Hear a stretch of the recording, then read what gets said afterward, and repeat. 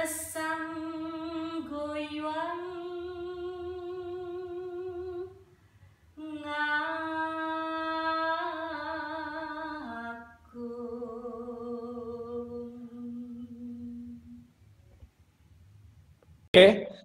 Oke, mungkin sebelumnya Mas Sigit silakan memperkenalkan diri dulu.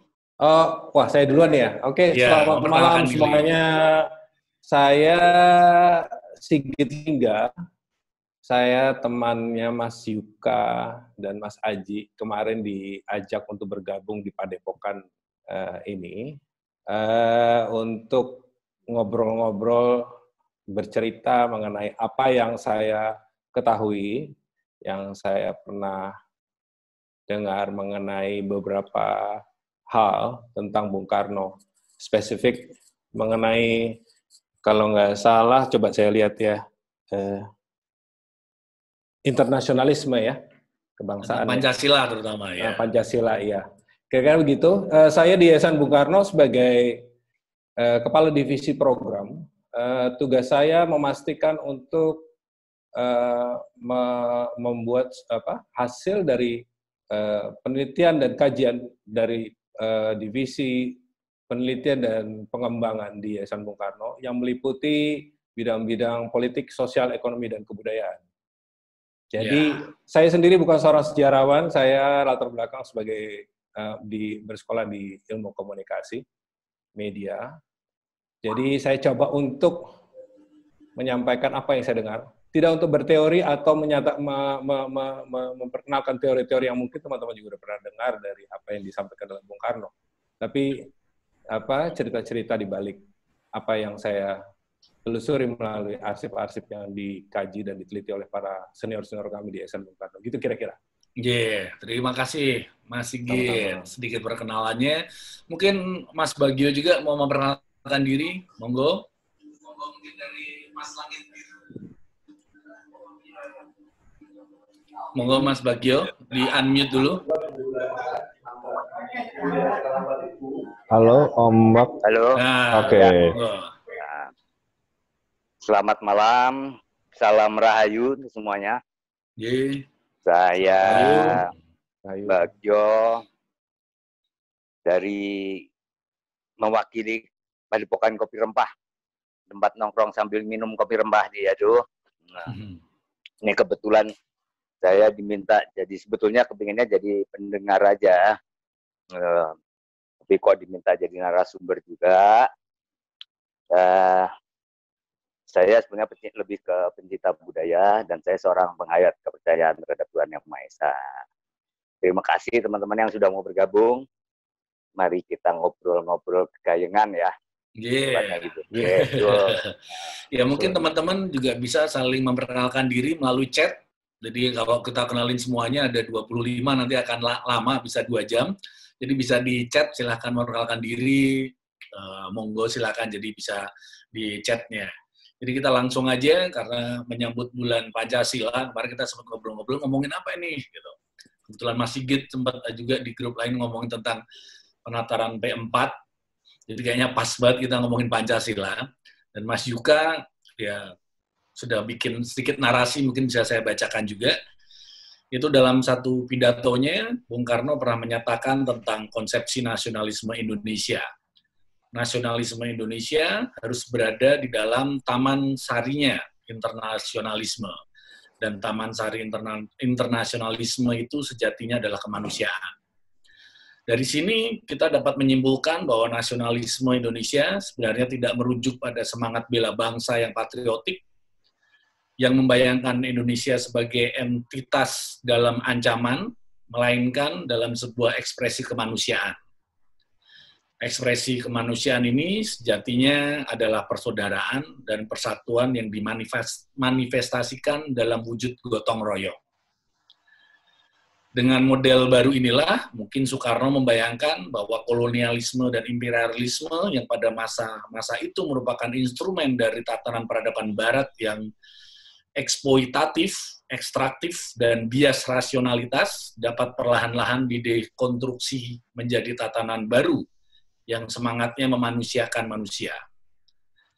Dalam proses tersebut, negara demokrasi menjadi instrumen perubahan Rasanya itulah yang sedang menjelaskan mengapa proyek Indonesia perlu diwujudkan melalui strategi kemerdekaan.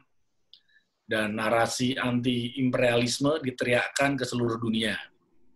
Dalam proses ini, rasanya menjadi relevan bila kita memerlukan satu ideologi yang dapat menjaga proses dekonstruksi ini. Ideologi tersebut adalah Pancasila. Dan proses dekonstruksi tersebut muncul dalam pidato Bung Karno yang berjudul The Build of World New. Judul ini bisa diterjemahkan secara bebas sebagai membangun dunia baru. Kalau nggak salah itu di pidato di konferensi Asia Afrika, mungkin nanti Mas Sigit bisa menjelaskan. Meski pada saat itu, pada saat yang sama, bernada sama, yaitu Memayu Hayuning Bawono. Itu sedikit narasi dari Mas Yuka. Mungkin dari Mas Sigit bisa menambahi dulu.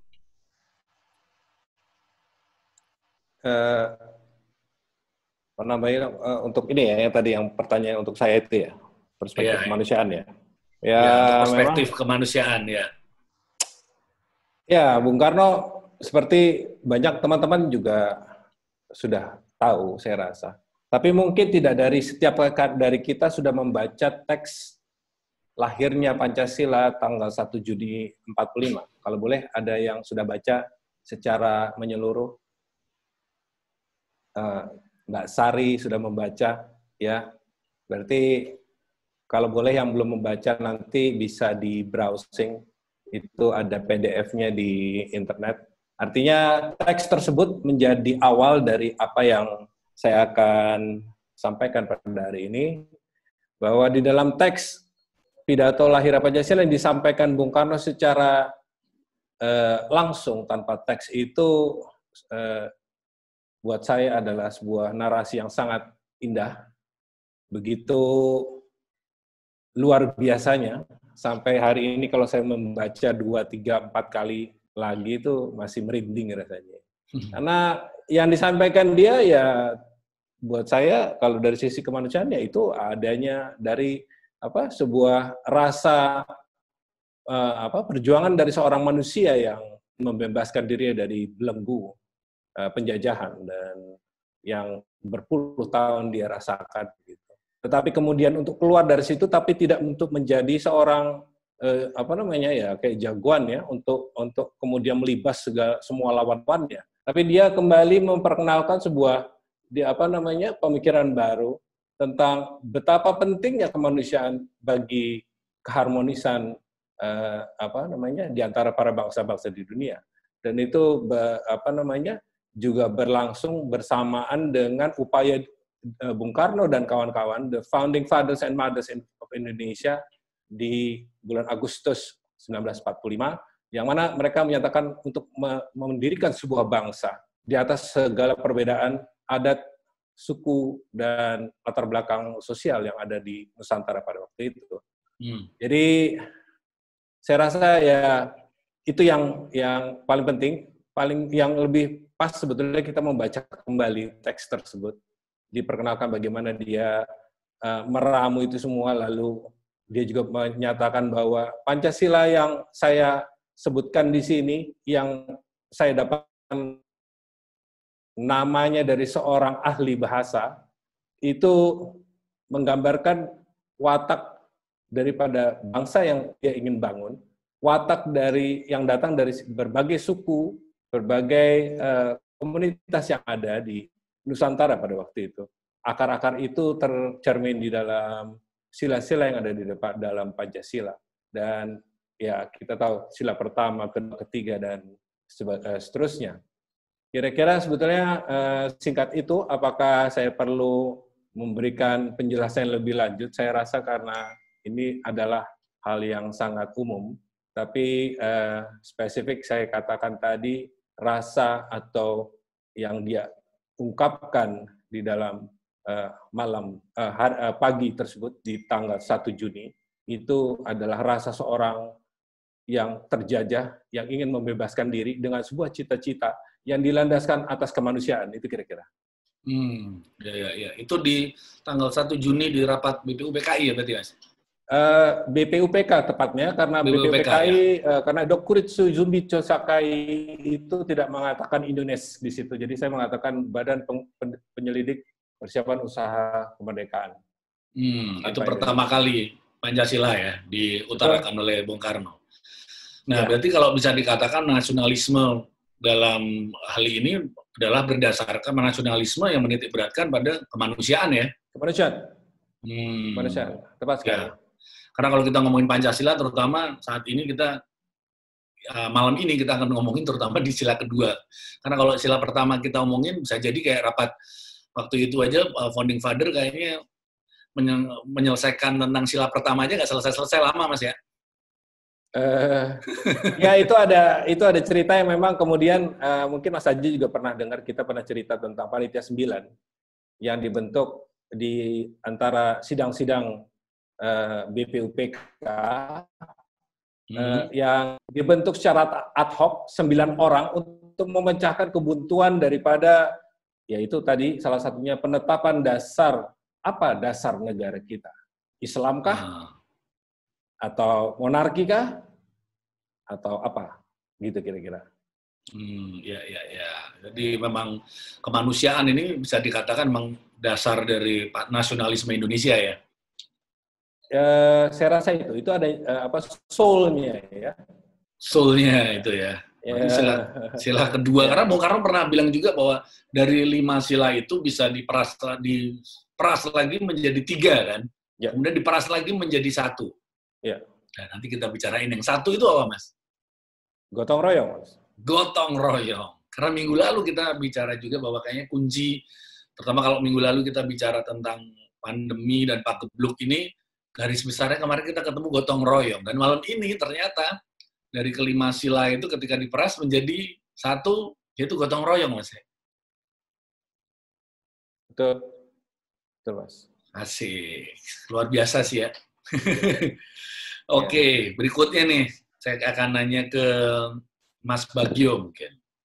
Karena Bung Karno tuh pernah mengatakan bahwa Pancasila ini digali dari nilai-nilai yang sudah mengakar dan menyejarah di Nusantara. Nah, kemudian bagaimana sih sesungguhnya narasi kemanusiaan kalau dipandang dalam tradisi lokal Nusantara? Gimana, Mas Bang? Pertanyaannya berat amat. Ini Mas Yuka, pertanyaan kayaknya saya curiga Mas Yuka kayaknya mau maju sidang siapa mau jadi profesor gitu ya, pertanyaannya berat banget, Mas. Tadi saya baca siang tadi, saya kayaknya perlu kuliah lagi nih. Ya, mungkin salam kenal Mas Sigit. Mas Sigit, saya adalah salah satu yang terlibat di film ini. Oh iya Mas, kita sama-sama Mas ya, dengan Tino Sarunggalo almarhum ya. Iya, betul. Jadi saya ngikuti dari awal gitu ya. Iya. Jadi ini menarik karena ini justru malah nggak ada dokumentasinya ya. Betul Mas, saya itu ingat betapa kita bikin. Ya kan. Jadi ada satu kebanggaan sebetulnya dengan apa 80 menit kita nonton film itu gitu ya. Betul. Gimana kita tidak melihat si tokohnya kan. Gitu loh. Kita menang mana dia ungkapin situ. Nah, kemanusiaan itu sebetulnya apa yang disebutkan kalau kita bicara lagi ini kan saat itu kan dia bikin yang sila ke-1 paling bawah ya. Gitu sebetulnya sebagai landasan semuanya. Kemanusiaan itu memang kalau secara Nusantara, budaya Nusantara terutama Jawa kalau di sini saya bilang Pulau Jawa lah ya, saat itu bawah. Kemanusiaan itu udah sebetulnya menjadi akar jiwanya bangsa Indonesia, sifat gitu ya. Rasa kemanusiaan yang besar, saling tolong-menolong, saling geguyuban kayak gitu loh. Satu sama lain, tetangganya susah bantu tanpa diminta kan gitu ya. Rasa kemanusiaan ini kan sebetulnya juga bukan hanya miliknya orang di Nusantara gitu loh. Semua di dunia ini kan mempunyai rasa kemanusiaan itu gitu. Karena saya juga ingat bahwa kan Bung Karno juga bilang bahwa dulu di Tiongkok aja lebih mengutamakan itu kan, peri kemanusiaannya kan ya, gitu loh. Baru Sun Yat-sen bilang kan, nggak bisa ada kebangsaan gitu loh. Tapi kebangsaan di sini kan juga bukan berarti bahwa harus mengabaikan kemanusiaan. Justru dari kemanusiaan itulah muncul kebangsaan, di mana menciptakan satu kebersamaan sebetulnya, persaudaraan dalam dunia-dunia. Negara-negara ini menyatu, makanya akhirnya bikin persaudaraan dunia-dunia. Ini sebetulnya salah satu yang memunculkan kenapa PBB terbentuk, gitu kan? Ya, sisi ini sebetulnya lebih berangkat dari apa? Rasa kemanusiaan yang sama. Udah. Ya kita balik lagi. Nusantara kita menjadi bisa bergabung. State, kalau Bung Karno bilang state, bahwa cuma ada state di Nusantara ini cuma 2 kan, Sriwijaya, Majapahit, habis itu hilang. Ya terakhir Republik Indonesia. Nah, saya agak alergi dengan NKRI soalnya. Istilah itu kita nggak kenal. Kita merdeka dengan nama Republik Indonesia, negara Republik Indonesia. Jadi nggak ada negara kesatuannya. Jadi udah melebur, sama kan kayak kaos kayak kan, kita satu sama gitu. Nah, ini kondisi ini bahwa rasa kemanusiaan yang sama tanpa lagi melihat kalau sekarang ribut yang SARA segala macam itu, kita nggak kenal itu gitu lah. Ya. Jadi di mana-mana semua berangkat dari rasa kemanusiaan sebetulnya, kemanusiaan yang positif, nah gitu loh. Nah, inilah yang diangkat oleh Bung Karno. Dia juga melihat bagaimana semua keadaan dunia. Dan saya punya buku dari Ruslan Abdul Ghani, kalau nggak salah ya. Ketikan, masih stensilan lah gitu ya. Tentang lahirnya 1 Juni. Gitu loh.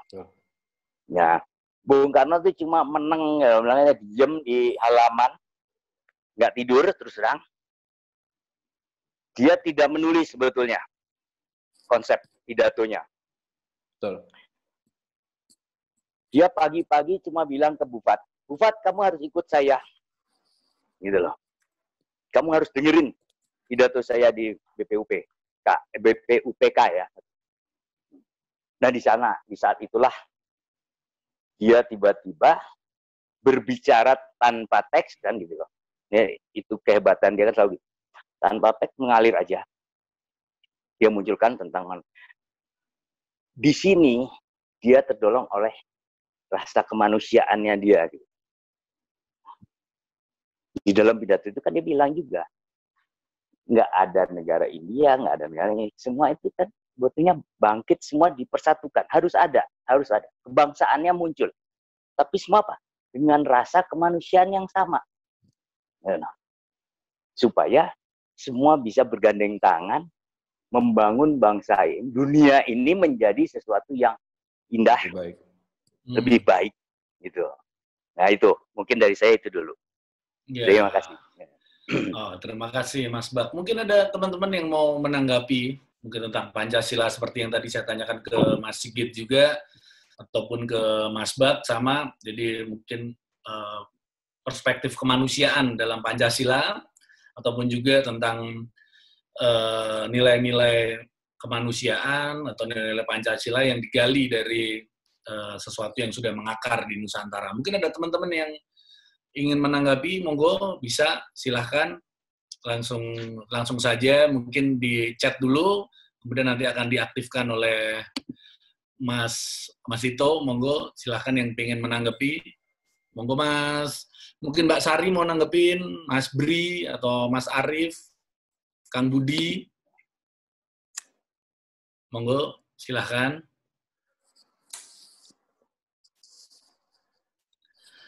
Nah, tapi kalau kita lanjut dulu juga ya. Nah, kemudian kan ketika dengan begitu bisa dikatakan murninya begitu tentang pandangan Pancasila oleh Bung Karno ketika awal-awal pembentukan negara Republik Indonesia ini sampai kemudian pergantian politik dan lain-lainnya, kemudian kan di era Orde Baru Pancasila ini kemudian kan dipergunakan untuk kepentingan kekuasaan. Jadi kayak ya menjadi kayaknya Pancasila itu yang menjadi malah menakutkan waktu itu. Kalau saya anak sekolah zaman itu penataran P4 itu kayak menyebalkan gitu. Meskipun baru sadarnya sih setelah sekarang ternyata mungkin karena dulu ada dapat penataran P4 ya. Tapi rezim Orde Baru itu membingkai Pancasila dalam politik kekuasaan. Gimana Mas Sigit itu? Iya Mas, kita sering bicara tentang itu ya di waktu kita ngobrol-ngobrol sama teman-teman gitu ya. Pada saat sekarang ini dengan kekisruhan yang ada dengan generasi millennials atau generasi Z yang muncul tidak tahu akan sejarahnya itu memang menakutkan ya. Tapi kemudian tiba-tiba ada beberapa dari kita yang mungkin karena tidak pernah ada sumber lain kecuali penataran yang namanya P4 itu, jadi itu tiba-tiba mengemuka menjadi salah satu, kayaknya kita harus kembali ke situ ya. Padahal kalau saya sih melihat ini menurut pribadi saya ya, penataran P4 yang dilakukan 20-30 tahun yang silam itu, Mas Haji tadi bilang ada framing khusus di situ ya. Saya waktu itu masih ingat, masih SMP. Saya mungkin terlalu lebih ya, karena saya pernah membaca sebuah teks mengenai siapa manusia Indonesia itu kan, terus tiba-tiba tentang mempertanyakan tentang keaslian atau segala macam. Jadi framing itu seakan-akan membentuk sebuah penalaran model baru yang dibentuk oleh pemerintah untuk tujuan-tujuan tertentu. Dan akarnya yang saya lihat yang paling mengemuka di situ, yang paling kuat adalah unsur feodalisme di situ. Mohon dikritik untuk pernyataan saya di sini. Sedangkan Pancasila yang dibaca yang dikemukakan oleh Bung Karno itu sebetulnya anti daripada feodalisme itu. Kita dengan mudah mungkin masih ingat ketika dalam penataran kita tiba-tiba dihadirkan pada sebuah kalimat yang namanya mayoritas atau minoritas. Saya jadi bingung ketika kita bicara Pancasila masih bicara konteks mayoritas minoritas lagi. Padahal sebetulnya dengan proklamasi 17 Agustus yang saya rasa dan saya diajarkan oleh para orang tua saya dan beberapa orang-orang yang saya dengar itu adalah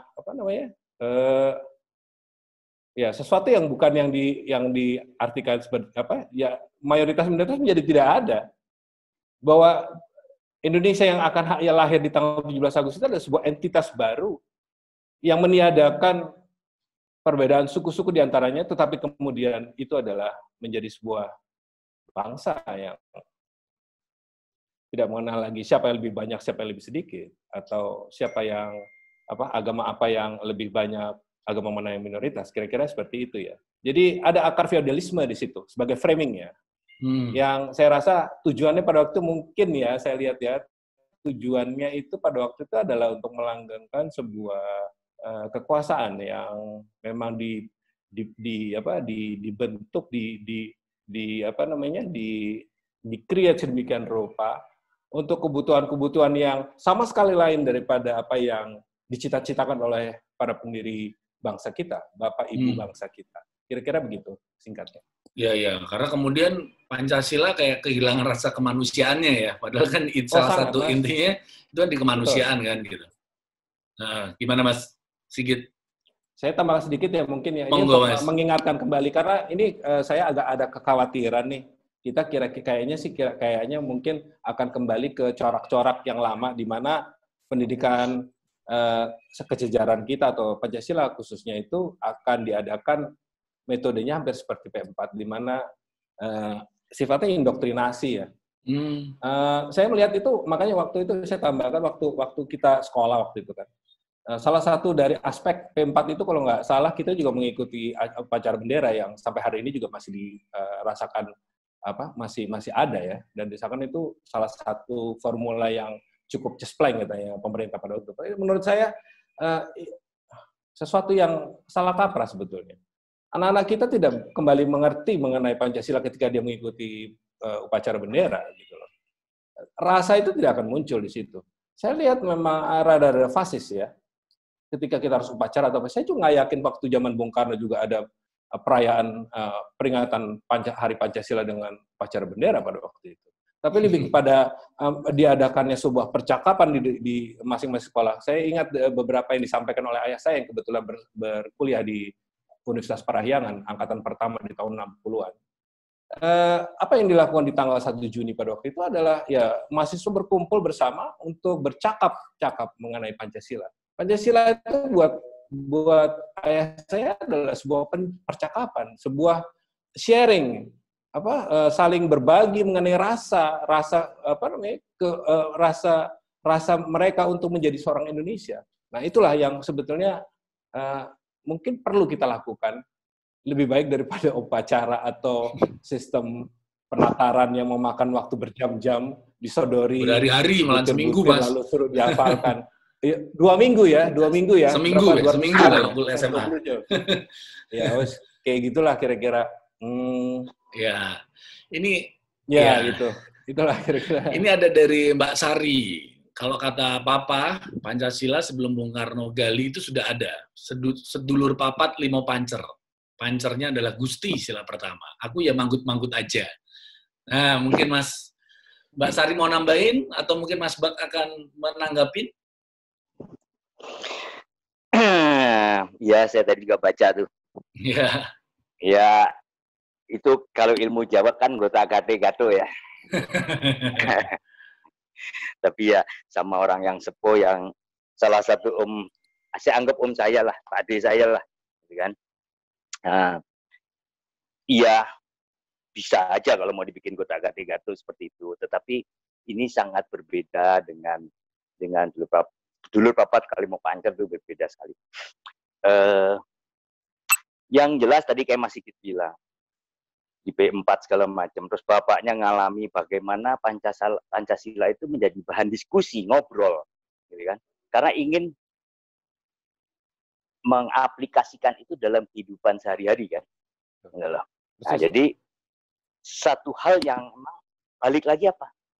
Karena yang memunculkan Pancasila tadi, saya sebutnya tadinya nggak mau masuk ke situ, tapi belum masuk. Tentang rasa, kan gitu ya. Nah, memang Bung Karno pun juga menggunakan rasanya, rasa sejatinya dia waktu dia menggali itu kan. Saya harus ngomong apa? Karena 2 hari rapat itu kan isinya berkelahi aja tuh. Ya, gitu loh. Akhirnya yang ketiga dia yang ambil alih kan. Harus seperti ini kan gitu loh. Kenapa? Karena dia dibimbing oleh rasa sejatinya dia. Dan yaitu kemanusiaan itu akan muncul dari rasa. Kebangsaan akan muncul dari rasa. Jadi Pancasila itu sebenarnya rasa. Kan gitu loh. Rasanya bangsa Indonesia kan gitu kan. Manusia Indonesia sebagaimana punya rasa kemanusiaan, makanya muncullah sifat sila pertama yang eka silanya cuma satu, gotong royong kan ini gitu. Balik lagi kan. Karena memang terjadi ada orang yang menganggap bahwa kalau mamanya terlalu kemanusiaan nggak baik juga ya enggak. Sebetulnya yang penting dari rasa itu adalah keselarasan kok. Keseimbangan antara satu lain kan. Jadi waktu diskusi juga kita seharusnya lebih ke rasanya tuh lebih guyup, serabungan, karena memang merasakan bahwa satu sama lain saling membutuhkan, saling bergotong royong untuk mencapai satu tujuan yang lebih baik untuk bangsa dan negara juga pastinya akibatnya kan gitu. Nah, saya pernah ingat tuh waktu yaitu P4 200 jam ya di BP7 kan. Nah, terus teman-teman yang ikutan rata-rata saat itu pasti militer kan gitu loh. Nah, pas ngobrol-ngobrol sama Tino segala ini kita ketawa. Kenapa? Ya kita tadi di ruangan itu di dalam, kita lagi di toilet nih. Tuh. Ketawa kan, kita ngomong kemanusiaan, keadilan segala macam lah. Kita memang diuraikan yang uraiannya sudah terpatri jadi dogmatis kan, gitu ya. Terus kita harus Tino ngomong, Pak, katanya. Ini kita di sini di gedung enak PP7 bagus gitu. Kita nengok nih ke sebelah karena ada kaca tuh. Belakangnya kan kali. Banyak yang kumuh-kumuh kan. Saya bilang, kayaknya kita ngomong di sini nggak sesuai dengan kenyataan deh. Terus di mana rasa kemanusiaan kita? Kita bicara tentang Pancasila, keadilan sosial, kemanusiaan segala macam. dengan tetek bengeknya saat itu kita diindoktrinasi karena harus kan gitu ya. Tapi ternyata di sebelah kita, tetangga kita nggak merasakan apa yang kita omongin sebagai orang-orang Pancasilais nih kan gitu. Jadi rasa kemanusiaan yang semu akhirnya di saat itu kita merasakan seperti itu. Semu kan? Iya. Bisa dibilang malah mungkin fata morgana akhirnya kan gitu loh. Itu tambahan dari saya gitu. Iya, karena ini Mas Dani juga berkomentar di chat nih, di era Orde Baru yang saya rasakan adalah Pancasila berkompresi menjadi sekedar jargon-jargon yang ada di awang-awang, sehingga tercabut dari kehidupan. Tadi ya, semu fata morgana tadi Mas ya. Dari Mas Andi S, kemanusiaan di atas segalanya, pada waktu kita berhenti mempertimbangkan warna kulit, kebudayaan, dan agama orang lain, dan memberikan prioritas pada kemanusiaan, peperangan, perselisihan, dan perseteruan akan hilang, dan perdamaian akan tercapai.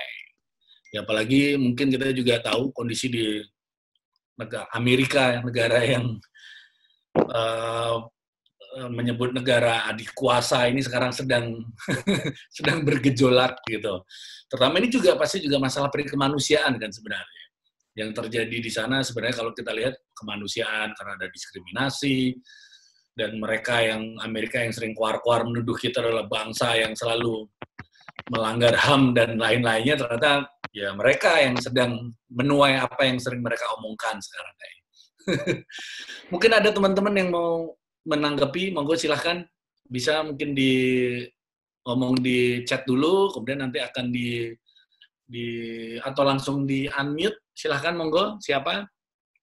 Mas Yuka mungkin, Mas Dani, Mbak Sari lagi, atau Mas Christopher Danang yang baru masuk, atau Mbak Inge, Mbak Natali, Mas Ito, Mas Arif mungkin juga, monggo Mas Arif.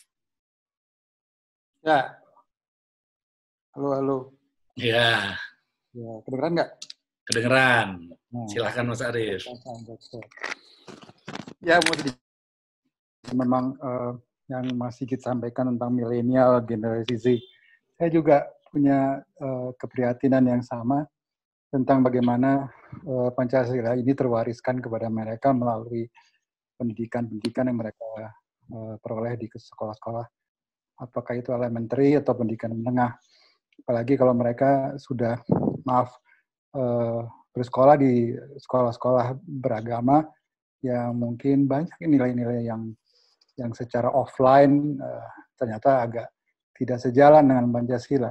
Tapi di saat yang sama saya melihat sesuatu yang agak aneh tapi juga membuat suatu harapan yang baik ya.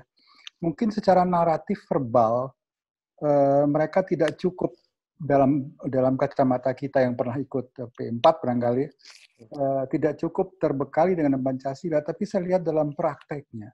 Sekarang anak-anak itu, anak-anak milenial lulus sekolah S1, bahkan sebelum lulus mereka kumpul-kumpul, saya bisa bikin kue, kamu, tapi saya nggak ngerti angka-angka, nih saya mau jualan, saya nggak ngerti marketing, ada temannya mengerti dunia digital marketing, ada temannya lagi ketemu yang ngerti sedikit banyak tentang keuangan, kumpul-kumpul 3, 4, 5 orang di kafe, 2, 3, 4, 5 kali jadi barang.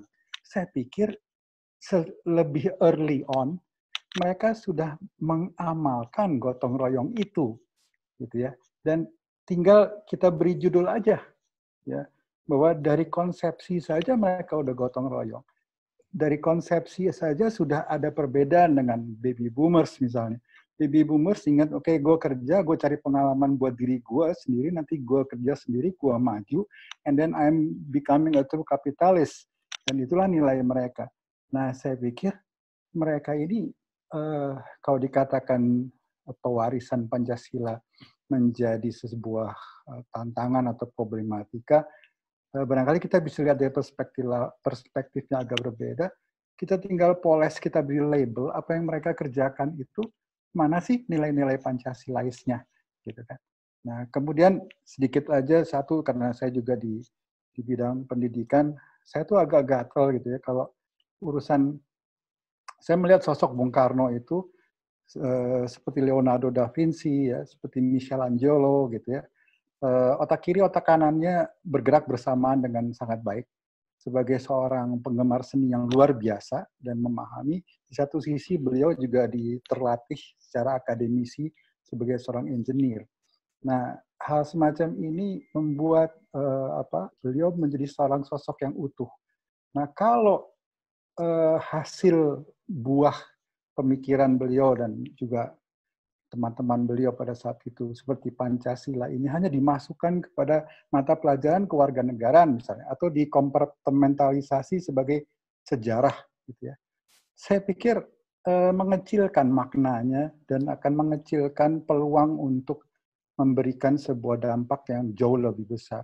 Kenapa nggak kita bilang bahwa kita mengajarkan atau kita beri judul Pancasila itu masuk dalam ranah spiritualitas. Karena nilai-nilainya, saya bilang 1-5 itu spiritualitas. Pada saat beliau membacakan pidato itu, tadi yang seperti ada teksnya di buku yang Mas Bak perlihatkan, saya pikir luar biasa sekali ya. Nilai spiritualitasnya itu adalah core daripada Pancasila itu. Jadi ya jangan ada upaya mempersempit, apalagi ya mungkin kita boleh hargai 200 jam P4. Tetapi kembali itu adalah naratif, kembali itu adalah sebuah verbalisasi, padahal Pancasila seperti spiritualitas adalah sebuah sesuatu yang bisa dipahami secara amalia. Kayaknya itu dulu, Mas. Iya, Mas Arief. Terima kasih. Ya. Menarik banget ya. Jadi Pancasila sebagai spiritualitas. Itu sangat menarik sih. Ini ada juga dari Mbak Dian Kusumaning Tias. Amerika dasarnya adalah freedom of anything, freedom of everything. Sementara di sini kita dasarnya adalah gotong royong. Berbeda sekali. Dari Mas Niki, bagaimana pendapat Mas Bak bila peri kemanusiaan ditafsirkan meluas sehingga menjadi peri kemaklukan? Karena kita perlu dan wajib bertanggung jawab melestarikan alam, ciptaan Tuhan yang lain seperti alam, hewan, dan sebagainya. Monggo, gimana Mas Bak dengan pertanyaan Mas Niki ini? Sebetulnya tidak harus diperluas peri kemanusiaan jadi peri kemakhlukan. Ya. Yeah. Karena Pancasila itu, terutama di sila keduanya itu, bukan bicara secara spesifik, tapi itu jadi tidak berarti kita mengabaikan makhluk-makhluk lain selain manusia, kan gitu loh. Terhadap manusia aja kita harus menggunakan rasa, kan gitu loh. Yeah. Seharusnya itu pun terjadi terhadap makhluk-makhluk lain di luar manusia. Kan gitu.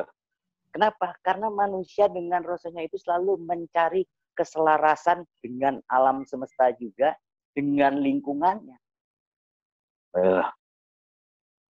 Justru kalau akhirnya jadi peri kemakhlukan, maaf bahwa harus menyadari bahwa itu menjadi mempersempit rasa kemanusiaan itu sendiri. Kita harus ingat bahwa manusia makhluk yang paling sempurna, yang harusnya secara toleransi rasa kemanusiaannya jauh lebih tinggi dari makhluk yang ada, lebih menghargai alam semesta ini, kan gitu. Mungkin itu. Jadi kalau untuk saya bahwa ya peri kemanusiaan itu sudah sangat besar. Paling gampang kan akhirnya. Begitu orang nggak punya peri kemanusiaan atau terlalu sadis lah segala macam, orang kan dia nggak punya rasa kemanusiaan tuh. Kan gitu. Jadi di situ kenapa? Karena dia tidak menyadari dirinya sebagai manusia yang makhluk yang paling sempurna yang justru harusnya ngayomin semua. Jadi kemanusiaan itu sudah amat sangat luas. Ya. Terima kasih. Ya, terima kasih Mas Bak, juga Mas Niki yang sudah bertanya. Selamat malam juga ada Gus Arief. Selamat malam buat Gus Arief. Mungkin Gus Arief ingin berpendapat nambahi juga atau menanggapi, monggo. Bisa di-unmute dulu. Nah, Oke, Sugeng Dalu ya. Iya. Selamat malam semua, Rahayu. Selamat malam, Matur nuwun, Mas Aji dan rekan-rekan semua. Ya, ini menarik sekali nih diskusinya tentang Pancasila. Kemarin juga saya sempat beberapa kali webinar tentang persoalan Pancasila, terutama berkaitan dengan menghadapi new era ya, new normal. Ya, oke. Sebelumnya begini, bahwa kalau bapak saya pernah bilang, kenapa kita punya Pancasila gitu kan? Ya karena kita hanya bisa disatukan dengan itu, karena kita terlalu kompleks, sangat kompleks kita. Kalau yang sudah biasa keliling Indonesia dari Sabang sampai Merauke, kita banyak melihat sekali sangat berbeda. Bahkan di beberapa tempat itu bahkan hanya berbeda kecamatan saja atau berbeda desa saja sudah berbeda karakter dan kebudayaannya. Seperti kayak di Kalimantan atau di beberapa wilayah di Papua misalnya. Nah ini sangat penting sekali. Nah, terus itu nomor satu, menyatukan. Dan kalau kita lihat rancangan awalnya juga sebenarnya bukan ketuhanan gitu loh. Rancangan awalnya adalah persatuan kan, di persatuan dulu, kebangsaan dulu, baru kemudian ada kemanusiaan dan sebagainya. Dan kita nggak bisa memisahkan 5 sila ini secara sub-sub gitu ya, masing-masing, karena semua terintegrasi sebenarnya. Kalau kita bicara kemanusiaan, maka kita akan bicara persatuan.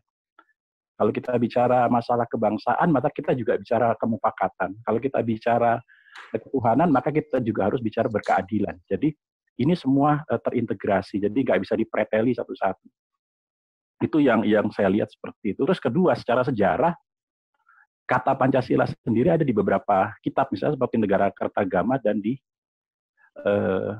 Sutasoma misalnya, seperti itu. Nah, ini yang menariknya di situ. Terus yang ketiga, bahwa yang kita harus lihat awalnya bagaimana Pancasila itu ada ya, karena berkaitan dengan persoalan behavior ya. Ini melihat faktor behavior dari masa lalu, sejarah juga mengatakan itu, yang mencoba membuat kita menjadi dalam tanda kutip beradab. Misalnya kita pernah tahu ada istilah molimo ya, ngadat, madu, itu kan. Nah, konsep itu pun kemudian dielaborasi di dalam konsep Pancasila pada masa itu ya, di era kerajaan-kerajaan pada masa itu. Kemari kalau kita lihat bahwa kemudian Pancasila itu menjadi sesuatu yang sangat general dan bisa diterima itu karena kenapa? Bisa sederhana seperti ini. Di Pancasila sendiri dalam sila pertama tidak dibilang bahwa kita ketuhanan yang Maha Esa itu tidak menunjuk pada substansi Tuhannya misalnya. Ini menarik sekali karena di banyak negara, misalnya kalau kita lihat tentang konsep-konsep di negara agama, mereka jelas menyebut Tuhannya, misalnya apa disebut Allah atau siapa. Dan di dalam konteks ini yang menarik gitu loh. Yang disebut hanya ketuhanan. Ketuhanan itu adalah bukan pada konteks substansi bukan pada konteks subjek Tuhannya, tapi pada konteks kesisteman. Nah, ada hal yang harus kita perhatikan juga sekarang. Apakah hari ini juga kita sudah berpancasila benar bangsa ini dalam konteks sila pertama misalnya? Bagaimana dengan teman-teman penghayat? Bagaimana dengan teman-teman yang beragama lokal misalnya atau agama Nusantara? Nah, ini juga harus kita harus lihat ke situ. Jadi perjuangan kita untuk menegakkan Pancasila ini harus bukan hanya sekedar persoalan persamaan, melawan perbedaan rasisme dan sebagainya, tapi ada hal yang lebih substantif, yaitu persoalan misalnya konteks ketuhanan itu sendiri. Kedua adalah kalau kita lihat sekarang, kita bukan di dalam Pancasila itu ada hal yang menarik sebenarnya. Kita dibentuk menjadi bangsa yang tidak xenobik maupun xenomaniak. Jadi tidak terpesona oleh hal yang bersifat asing atau yang di luar, tapi juga nggak takut juga gitu. Nah, ini penting harusnya buat generasi sekarang, gitu, bahwa kita punya jati diri kok. Nah, tadi saya setuju tadi dengan Mas Bagio ya, Rosso. Nah, ini yang nggak diajarin sekarang ini. Ini yang nggak diajarin, Rosso ini. Rosso itu bukan perasaan, bukan feeling ya, tapi sesuatu yang nanti munculnya adalah kalau dalam tradisi Nusantara itu adalah ilmu kaweruh gitu loh. Bagaimana kita bisa memahami tepos seliro gitu. Nah, Terus gotong royong. Nah, gotong royong itu sebenarnya konsep yang dari konsep yang disebut kalau dalam tradisi di Nusantara itu adalah gugur gunung. Iya. Gimana kita bekerja sama, tapi punya satu tujuan gitu. Jangan cuma kerjasama aja, tapi nggak ada tujuan. Nah, itu yang menarik. Nah, buat saya sih hari ini pengertian Pancasila mungkin masih terkena stereotip dengan Orba ya. Ini yang menjadi persoalan gitu ya. Nah, ini tugas kita lah sekarang bagaimana mencoba memunculkan tradisi Pancasila yang sesungguhnya. Gitu loh. Bukan pada pendekatan Orba yang terlalu indoktrinasi, menghafal 36 butir, ya kan? Nah, ini mumet iya, ngerti enggak gitu kan? Nah, itu yang kita lihat. Nah, yang kedua adalah bagaimana kita membuat kegiatan-kegiatan yang sebenarnya sudah masuk konten itu gitu loh. Misalnya sederhana lah, kita harus ciptakan banyak ruang melting point atau ruang pertemuan, baik dari teman-teman yang berbeda agama, berbeda kebudayaan, kita pertemukan di situ semua. Sehingga kemudian yang batas-batas seperti yang perbedaan, ini kita pernah ingat ya, di era Orde Baru tuh orang pada takut banget tuh dengan namanya program kristenisasi 25 tahun. Padahal sebenarnya nggak ada itu aslinya gitu kan. Nah, ini kan menjadi kecurigaan gitu kan. Nah, ini harusnya banyak dibangun ruang-ruang pertemuan, melting point kita, baik dalam aspek seni, dalam aspek agama dan sebagainya. Nah, ini sehingga dengan sering bertemu maka mendegradasi semua kecurigaan gitu loh. Nah, itu yang utama kalau saya untuk generasi milenial ya, karena bagi milenial hari ini mereka sangat kurang untuk ruang-ruang seperti itu gitu loh. Yang utama itu kira-kira Mas Aji dari saya. Iya, matur nuwun Gus Arif. Ini dari Mas Amadius Suprapto lagi. Maaf karena masih sangat awam, boleh mundur sedikit. Apakah konsep Pancasila saat dimunculkan oleh Bung Karno saat itu terinspirasi atau mengadopsi budaya Nusantara yang sudah ada sebelumnya? Atau dengan kata lain, sudah pernah ada unsur tersebut, misal seperti saat era Majapahit, Patih Gajah Mada sudah mencanangkan Sumpah Pemuda, dan sampai saat ini akhirnya kita ikrarkan, dan Sumpah Palapa maksudnya untuk mempersatukan Nusantara. Itu dari Mas Amadius Suprapto.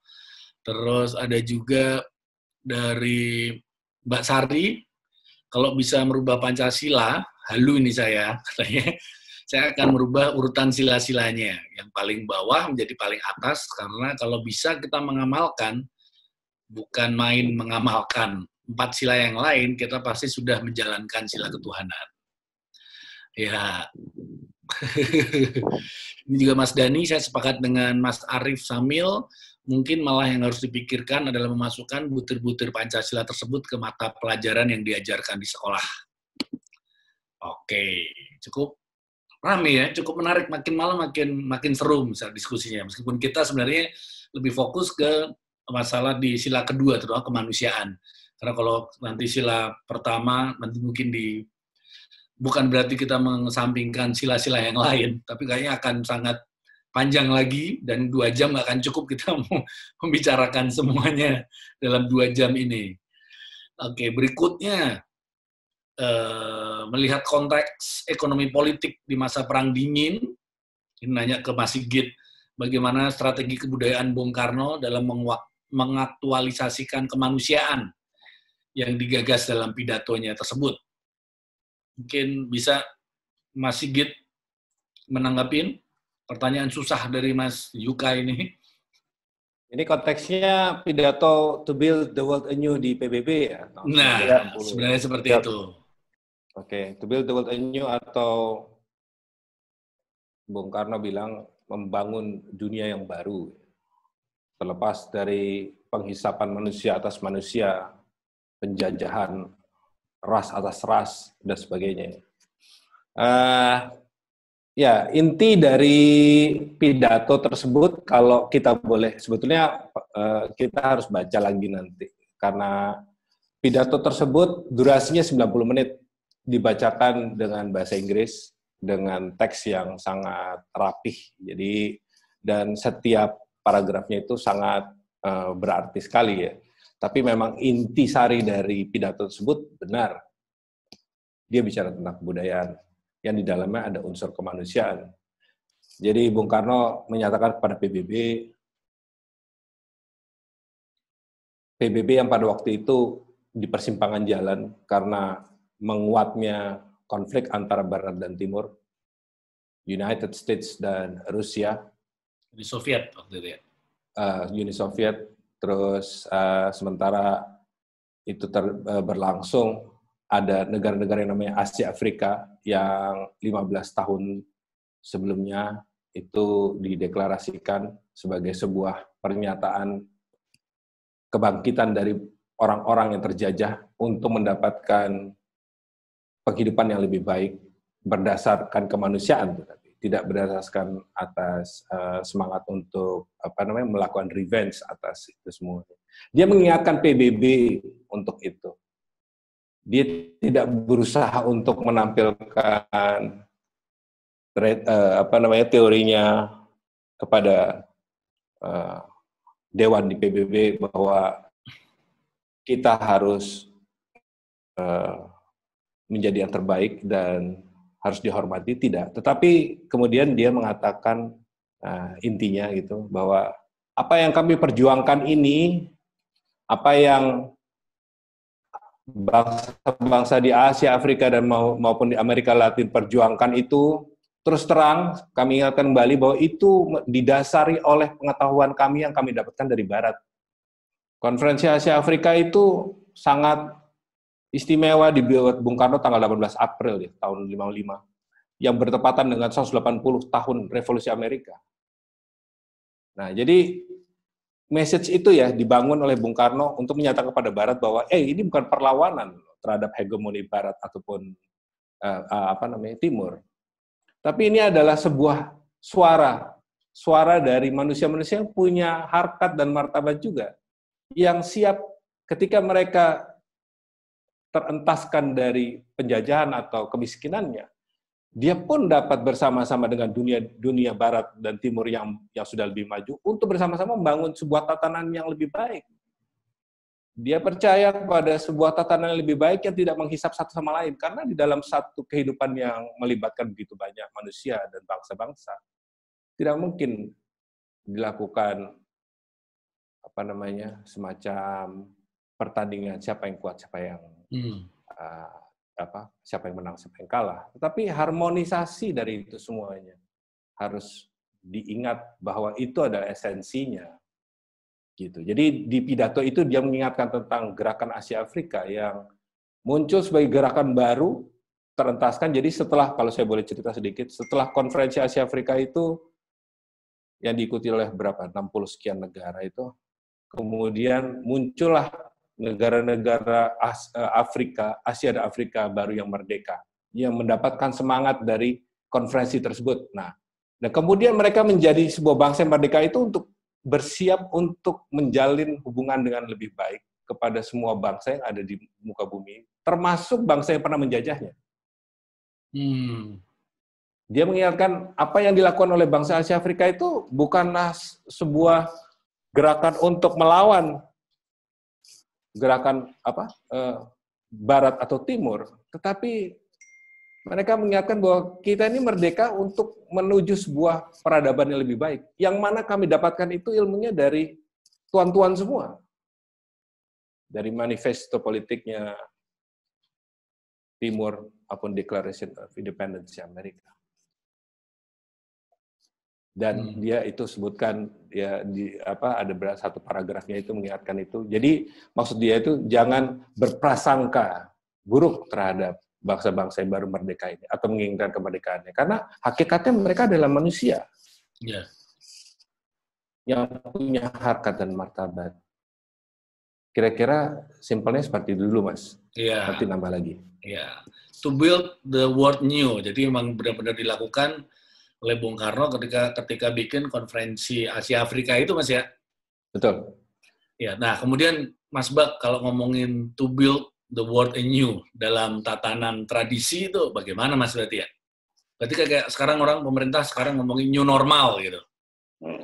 Kalau bahasa ini kan, kalau bahasa yang serem-serem kan, wah ini new world order, apapun lah gitu.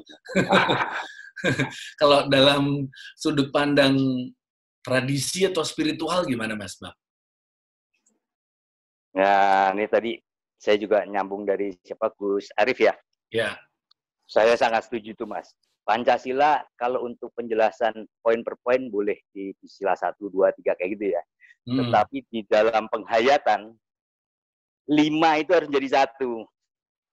Jadi nggak boleh dipecah. Iya kan? Pemahaman itu waktu kita mempelajari pemahaman ya boleh satu-satu. Tapi begitu kita melaksanakan 5 itu jadi 1 itu 5. Kan gitu lah. Sudah harus di dalam diri kita. Nah, dengan kondisi era baru ini gitu ya, kita tuh terlalu banyak dipengaruhi oleh berita luar lah kalau kita bilang gitu. Kita punya masalahnya sendiri, kita kenapa ngomongin tetangga sih, kan kasarnya gitu loh. Kita punya problem yang sama dengan COVID ini. Kan. Sebetulnya COVID ini kan juga menimbulkan dampak. Gitu. Sebenarnya kita diingatkan lagi, ini jadi seperti kayak yang minggu lalu, yang berapa? 2 minggu lalu ya. Kegotong royongan kan. Rasa kemanusiaannya dibangkitin lagi sama manusia. Gitu loh. Kita diingatkan lagi dengan budaya yang dimiliki oleh masing-masing manusia di Indonesia. Budaya mereka gimana sih? Adat istiadat di masing-masing suku, semua pasti sama, punya rasa kemanusiaan, punya gotong royongnya segala macam. Sehingga begitu sekarang memang akan dibantu dengan kita bisa dibilang kita mulai agak terpuruk gitu ya. Perekonomian jadi akhirnya dengan dampak ini semua terkena. Kan? Nomor satu adalah ya kita sadar bahwa kita punya kebudayaan yang sangat baik, gotong royong, punya nilai kemanusiaan yang sangat tinggi, keselarasan tadi juga keselarasan itu harus selalu dibutuhkan oleh manusia, siapapun, gitu. Termasuk makhluk-makhluk yang lain gitu. Mereka juga butuh keselarasan. Alamnya goncang, dia juga goncang kan. Gitu. Manusia apalagi. Jadi ini kalau Mas Ito waktu itu bilang kan kita nih kena COVID nih kayak mau bikin peradaban, Tuhan lagi uji kita untuk bikin satu peradaban baru. Sebetulnya gitu, manusia dikembalikan ke titik nol. Ayo dibangkit lagi rasa kemanusiaannya itu tadi. Gitu. Rasa yang di dalamnya, rasa sejatinya nih dimunculin nih gitu loh. Masa sih kamu tega sih ndelok tanggamu keleleran kesan gitu loh. Padahal dia hidup nyaman kan gitu. Nah, mulailah berbagi. Tapi dalam berbagi ini juga bukan berarti kita ngasih ikan kan. Prinsipnya harus kail kan. Ayo diangkat bareng. Jadi sebetulnya new word yang dimaksud itu kan sama. Bung Karno juga pengennya gitu. Barat Timur jangan nganggep bahwa kita berontak loh ya. Dan gitu loh. Kita juga berhak hidup. Kita juga berhak membangun. Untuk bangsa-bangsa di Asia Afrika ini kan gitu loh. Nah, ini diangkat. Jadi kesamaan hak sebetulnya ya, ada satu kesamaan hak. Dia juga berhak untuk hidup, dia berhak untuk mandiri, dia untuk bangkit kembali. Nah, di kita juga setelah kondisi seperti ini secara spiritual juga sebetulnya harus bergandeng tangan. Kita nggak mungkin dilihat. Yang memiliki kesadaran, ayo mulai. Kan gitu loh. Kita sama-sama membangun, saling membantu, apapun bisa pemikiran, nggak punya cari jalan keluar apa yang ada, kan gitu. Nah, karena ya tadi kalau mau dibilang Mas Arif Samil bahwa Pancasila juga spiritual, memang gitu loh. Semua berangkat dari situ. Karena pikiran yang muncul, pemikiran otak kita ini juga penuh gerakan dari spiritual tadi gitu loh. Nah ini dimulai secara spiritual bahwa ini sebetulnya manusia dikembalikan ke harkatnya sebagai manusia yang sebenarnya. Dia tidak lagi melihat perbedaan, dia tidak bicara kaya miskin gitu. Ini kan akhirnya ibaratnya ya ada kolo yang liwat nih gitu loh. Jadi lebih keserakahan muncul, lupa diri segala macam. Ini yang sebenarnya kan jadi merusak. beresin ini, terus dimunculkan, ayo yang kaya pun, yang mampu pun masih mau memikirkan yang lagi susah nggak? Berbagilah, nggak kita juga nggak minta semuanya kan, katanya gitu lah. Nah, tapi saling berbagi, membantu di sekelilingnya. Paling gampang kan sebetulnya juga ada agamanya kan yang mengajarkan bahwa bantulah orang paling tidak yang paling dekat kan gitulah, baru yang. Nah di situ. Jadi ini memang rasa kemanusiaannya dikembalikan, dihidupkan kembali, bukan dikembalikan. Kalau dikembalikan kan rasanya hilang ya. Tapi selama ini kayak ditekan, diinjak gitu loh. Nah ini dimunculin lagi gitu loh. Jadi ya kalau Mas Ito bilang Tuhan kalau nyoba manusia jahil kan gitu. Nah, ini lagi jahilnya Tuhan lah gitu loh. Eling nggak sama perseduluran gitu, keserawungan itu gitu loh. Kita kan pinginnya gitu kan, selalu serawung kan gitu loh kalau dalam kondisi kayak gitu. Mungkin itu. Iya, Mas Bak. Oke, berarti memang dalam tadi new normal, tatanan dunia baru tadi, mungkin memang sebenarnya kayak bukan mengembalikan, tapi kayak menimbulkan kembali kemanusiaannya ya. Iya. Ngumpul ke balung pisah kasarannya. Ngumpul ke balung pisah ya. Mungkin Kang Budi Dalton mungkin juga akan menambahi, kayaknya udah siap-siap mau nambahin nih. Aduh, kedengaran nggak, Mas? Dengaran, jelas. Aduh, selamat malam semuanya, terima kasih. Menarik dari tadi Mas Haji ya, cuman ini kayaknya mau sedikit nambah informasi juga ke Pak Sigit tadi ya, yang yang sangat paham lah. Tapi ada satu hal sebetulnya, kalau masyarakat khususnya orang Bandung, itu dia punya sejarah yang lain atau sudut pandang lain untuk melihat sosok Pak Karno ini. Karena lama juga beliau terlibat khususnya di Kota Bandung, sehingga ada satu sosok yang muncul sebetulnya, namanya adalah Bapak Mei Kartawinata. Bapak Mei Kartawinata ini tentunya juga beberapa mungkin mengenal atau pernah mendengar. Mas Bagio sebagai penghayat juga pasti sudah sangat paham beliau ini siapa.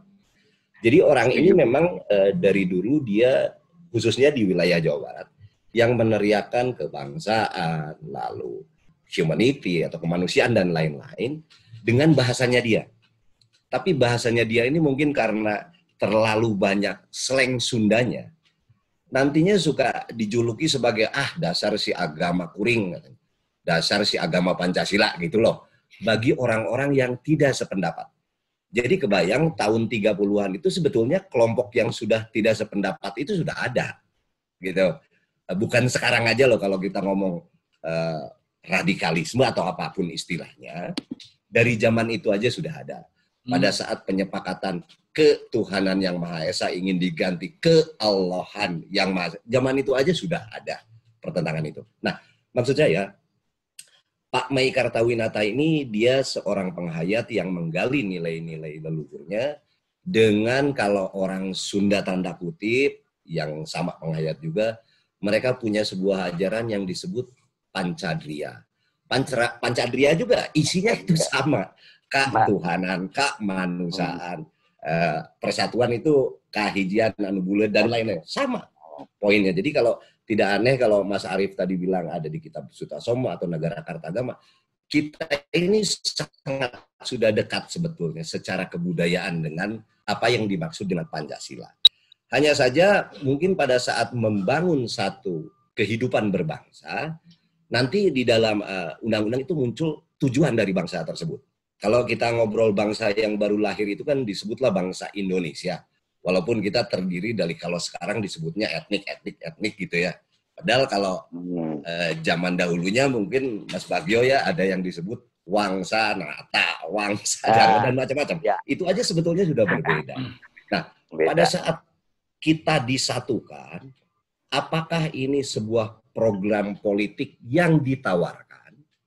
Oke, Indonesia boleh merdeka, tapi konsep negaranya kesatuan. Ini yang menarik. Karena apa? Karena saat itu hasil konferensi meja bundar ini ditolak oleh Oto Iskandar-Dinata. Karena Pak Oto Iskandar-Dinata sebagai negara Pasundan, dia inginnya negara persatuan. Karena di Pancasila itu tertulisnya persatuan, bukan kesatuan. Jadi kalau kesatuan pemahaman beliau, Malaka itu ada, Mataram itu ada, Cirebon itu ada, dan lain-lain ada. Ada sekelompok yang akan mengelolanya nanti. Kalau kita lihat Negeri 9 lah, lalu mereka menunjuk seorang Perdana Menteri gitu ya, untuk mengelola gitu. Nah, artinya yang punya negara sebetulnya yang punya sejarahnya. Nah tapi saat itu Pak Oto Iskandar-Dinata juga menghilang tahun 49. Jadi kalau Marsinah itu kemarin, Munir itu kemarin, nah kalau orang Jawa Barat tahun 49 udah ada yang dan hilang. Gitu. Nah, ini sedikit aja tadi kenapa saya ke Kang Sigit juga, kayaknya di Kang Sigit juga mungkin sudah ada catatannya itu yang bisa mengklarifikasi bahwa nilai-nilai Pancasila yang dilontarkan oleh kita sekarang sebetulnya itu sudah ada dari turun-temurunnya lah, dengan istilah-istilah yang lain gitu. Nah, mungkin itu selewat aja. Lalu selanjutnya, menarik tadi ada pertanyaan siapa ke Mas Bagio, mengenai peri kemanusiaan menjadi peri kemahlukan. Nah, kebetulan saya orang sastra juga. Di dalam, kita kadang-kadang lupa mencari unsur maknanya tadi dari sebuah kata. Padahal peri itu kalau dibuka di kamus, ya, kamus ini katanya istilah peri ini sering dipakai dalam istilah fiksi, dongeng dan lain-lain untuk menggambarkan sesuatu yang goib atau yang itulah gitu. Atau itu garis besarnya kalau kita baca naskah lama, kalau ada peri itu tidak ada lain artinya rasa. Ada peri bahasa. Kita lihat aja peri bahasa itu seperti apa. Itu paparan dari sebuah kata gitu. Maknanya itu ini kurang lebih. Lalu perilaku tadi, rasanya ngelakon gitu loh. Lalu peri kemanusiaan.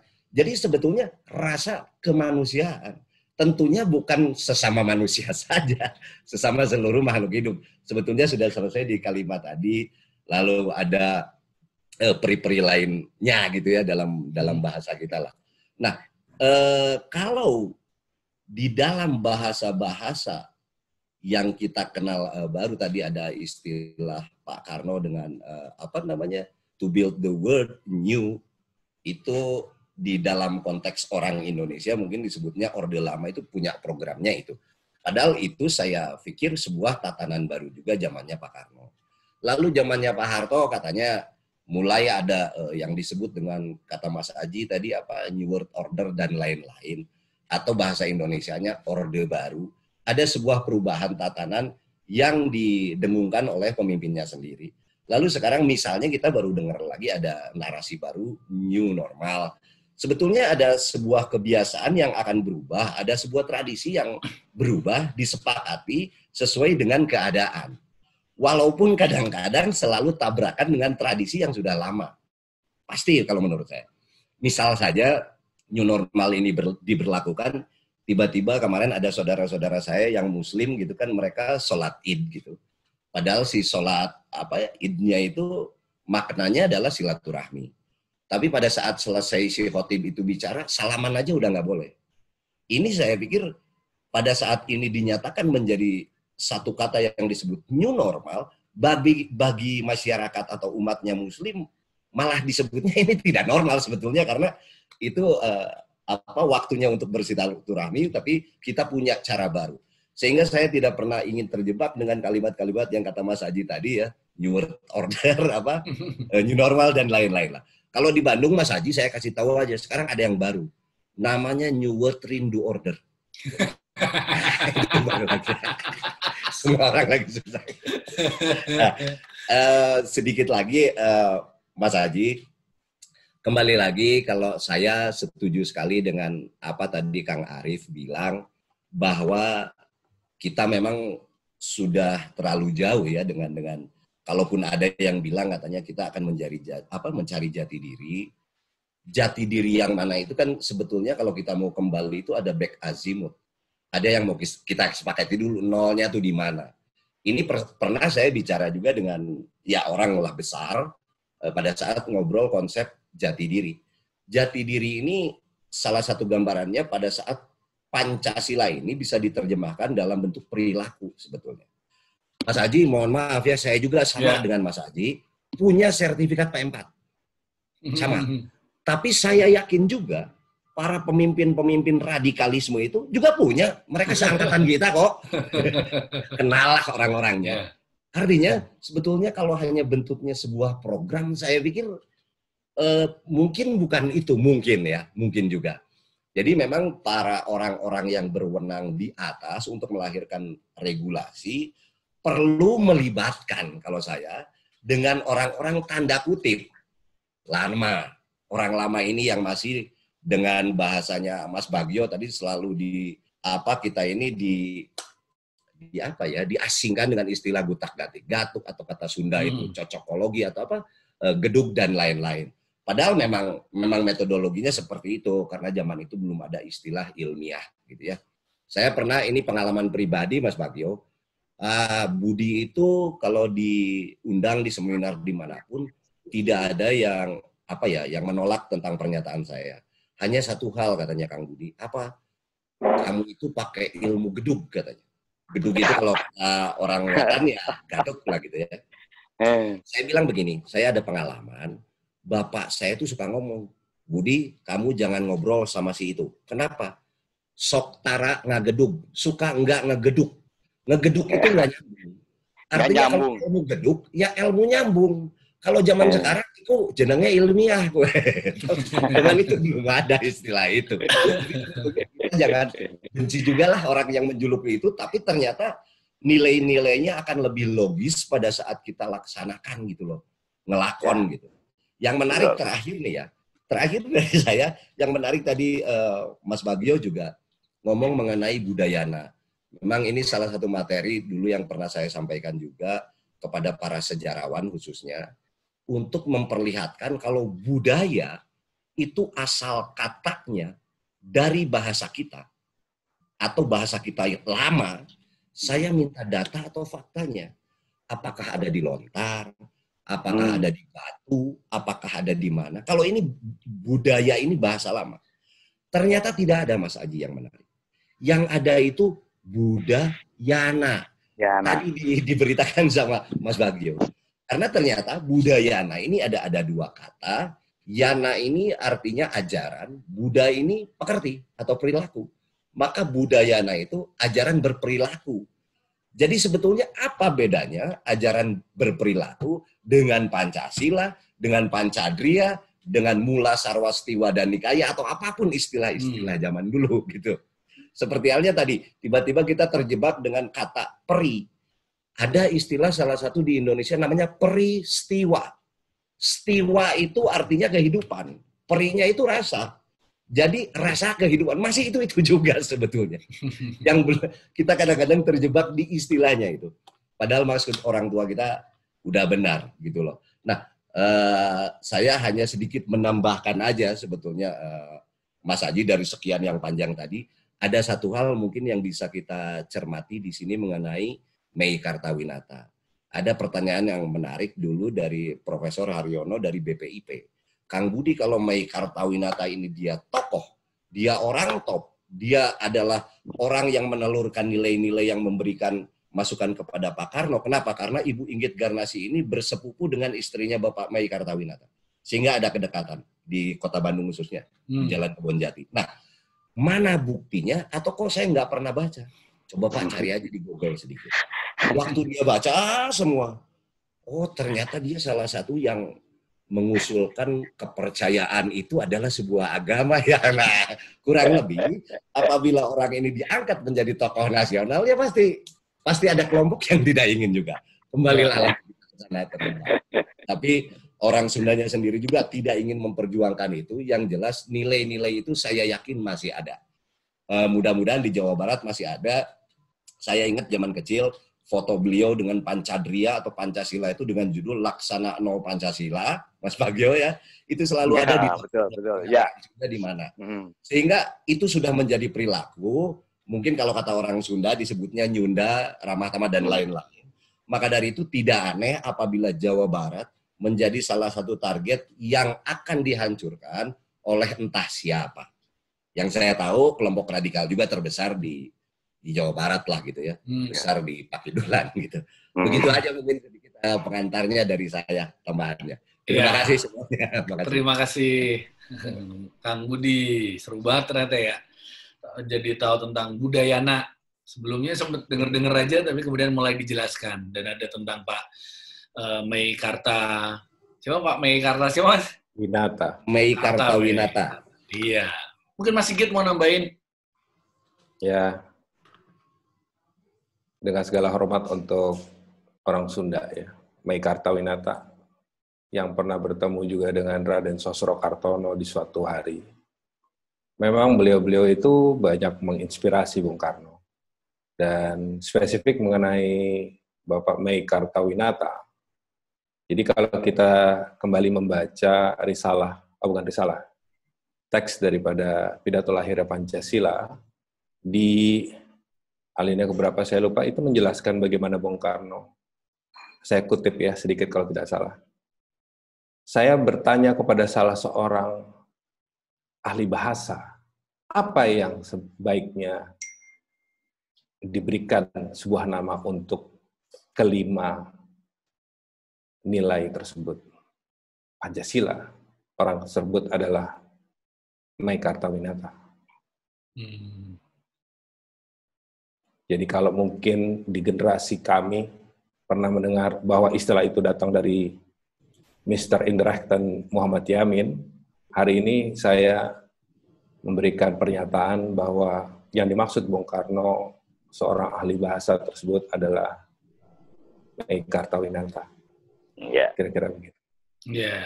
Ya, terima kasih, Mas. Terima kasih, Mas Sigit. Akhirnya kayak diperjelas juga ya, karena memang ya namanya sejarah kadang yang nulis bukunya siapa, percetakannya mana, jadi yang keluar bagaimana. Ya.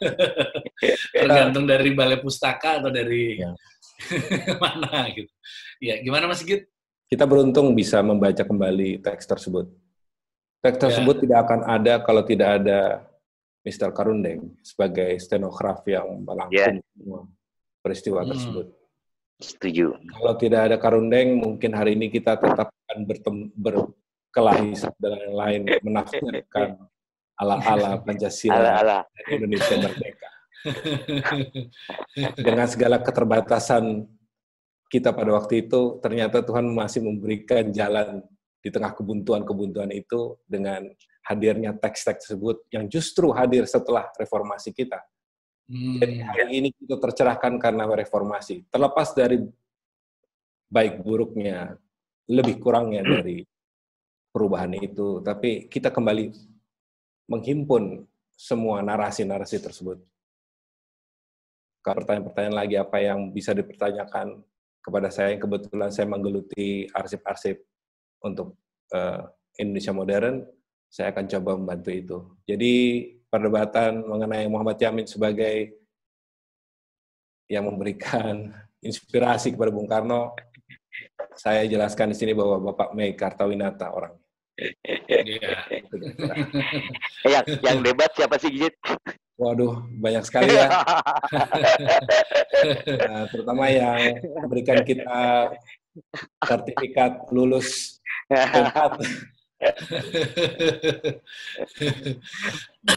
Pak Gubernur Susanto sangat mempercayai itu, sehingga ada perdebatan bahwa Pancasila itu adalah hasil karya dari Mr. Muhammad Yamin. Tapi dalam hal ini saya tidak bermaksud untuk mendiskreditkan beliau, tetapi hanya sekedar meluruskan daripada mungkin dari di antara kita masih ada pertanyaan-pertanyaan di sekitar itu dan mungkin tidak teringat. Tapi ketika melihat beberapa literatur yang beredar di luar sana, mungkin akan menemukan nama Muhammad Yamin, lalu ada beberapa sanggahan-sanggahan terhadap peristiwa lahirnya sebuah bangsa yang baru yang bernama Indonesia dengan dasar negaranya dan sebagainya. Kira-kira begitu. Ya. Oke, Mas Bak mau menambahin? Saya rasa cukup, mungkin yang lain. Menarik soalnya. Jadi jadi memang Mas Budi Dalton ini kan ya di Sundanya itu kan ya Pame itu kan nggak mau tampil orangnya gitu ya. Jadi kita tahulah bagaimana juga munculnya Mark Hines segala macam itu. Betul. Itu kan cerita sejarah yang memang kasarnya ditutup ya, Kang Budi ya. Betul. Nah, jadi banyak sebetulnya memang sejarah, ya itulah. Kalau orang pelaku sejarah benar, dia ingin bawa bangsa ini besar, pasti juga nggak mau tampil cari panggung kan. Itu aja. Ya, betul. Jadi, kita memang kewajiban kita lah untuk mengembalikan makna dari Pancasila yang sebenarnya, yang sebetulnya sudah ada dari zaman-zaman karun-karun kita gitu, leluhur kita udah punya gitu loh. Cuman kadang-kadang kita anggap itu kuno kan, orang suka gitu. Tapi dalam pelaksanaan kehidupan sehari-hari dalam kemanusiaan itu sebetulnya kita melakukan itu. Cuma kita nggak menyadari aja. Nah, gitu. Ya. Ya, mungkin seru banget ngomongin tentang Pak Mei. Terus tadi ada Mas Sigit ngomong tentang Sosro Kartono. Mungkin suatu saat ada tema kita membahas Pak Mei dan Sosro Kartono ini ya. Tema-tema kita obrolan di berikutnya. Kayaknya seru itu. Karena itu kan masih kayak terselubung gitu, masih kayak sesuatu yang banyak ya, masih banyak yang belum diketahui tentang sosok Sosro Kartono, Pak Mei juga. Itu menarik, suatu saat akan kita jadi bahan obrolan lagi ya di Padepokan Dongeng Nusantara. Nah, ini tinggal 30 menit lagi berarti Mas Ito ya waktunya ya. Jadi saatnya untuk saling mungkin berpendapat. Atau juga mengutarakan, menanggapi yang tadi udah dikatakan, yang disampaikan oleh teman-teman yang lain. Monggo silakan, siapa? Mbak Sari mungkin? Mas Aji? Atau siapa yang pengen? J? Mungkin juga kita juga bisa tawar, mungkin ada yang dari yang partisipan yang ikutan dengerin di sini juga mungkin bisa kasih kita topik gitu, tapi yang lingkupnya ya kayak gini, budaya Nusantara, dongeng Nusantara lah. Iya, untuk kedepannya ya. Iya, betul. Gitu. Ini nih ada tanggapan dari Mas Armadeus Suprapto menanggapi ulasan Kang Budi tadi menarik, terutama terkait kelompok radikalisme. Kok tiba-tiba teringat dengan beberapa saat lalu kita sempat dihebohkan dengan munculnya Sunda Empire. Dan salah satu statement petingginya dan mungkin pertama kali di-announce bahwa kita akan menghadapi tatanan dunia baru. Nah, ini ada korelasi dengan kondisi pandemik yang dimaksud. Jangan-jangan memang mereka yang bikin ya. Mereka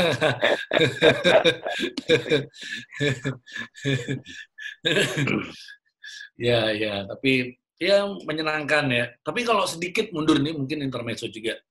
Ngomongin PBB tadi kan pidato Bung Karno di konferensi Asia Afrika, dan ada kaitannya dengan waktu itu blok barat, blok timur. Tapi dulu ada yang nyebutin, saya nggak tahu kebenarannya, mungkin Mas Sigit bisa ngasih tahu juga, atau siapapun juga bisa menanggapi. Bung Karno katanya, makanya sampai sekarang, PBB itu tidak ada ketuanya, tapi adanya sekjen PBB. Tapi ketua nggak ada, katanya ketuanya berarti Bung Karno. Itu benar nggak sih sebenarnya? Intermezzo aja ini. Enggak seperti itu ya, tapi yang pasti ya Bung Karno pada waktu itu cuma berusaha untuk mengingatkan kembali kepada negara-negara tersebut untuk kembalilah ke sejatinya setiap bangsa punya perjuangan gitu. Itu aja sih intisarinya. Dia bicara dari sisi kemanusiaan ya, yang terdalam sebagai seorang manusia, seperti tadi Kang Bagio dan teman-teman yang lainnya mention mengenai hal tersebut. Kayak gitu. Kalau yang Mas Aji bilang kayaknya kejauhan, Mas.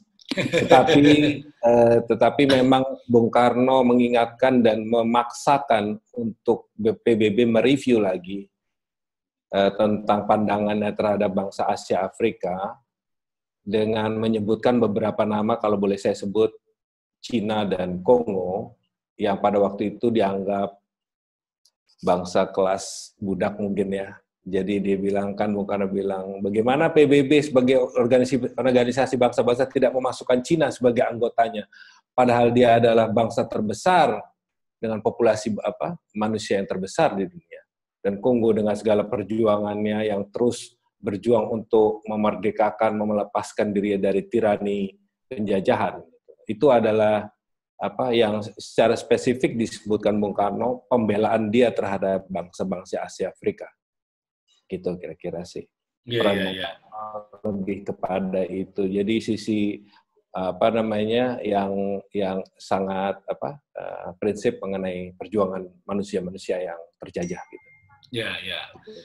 Nah, dari tadi kita udah bicara banyak sekali panjang tentang Pancasila dalam kemanusiaannya, dalam kehidupan yang sekarang ini, apapun namanya, new normal, tatanan hidup baru.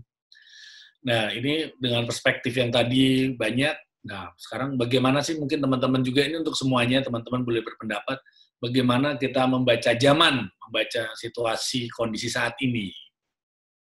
Tentu aja dalam sebagai kita manusia Indonesia dengan Pancasilanya lah pasti.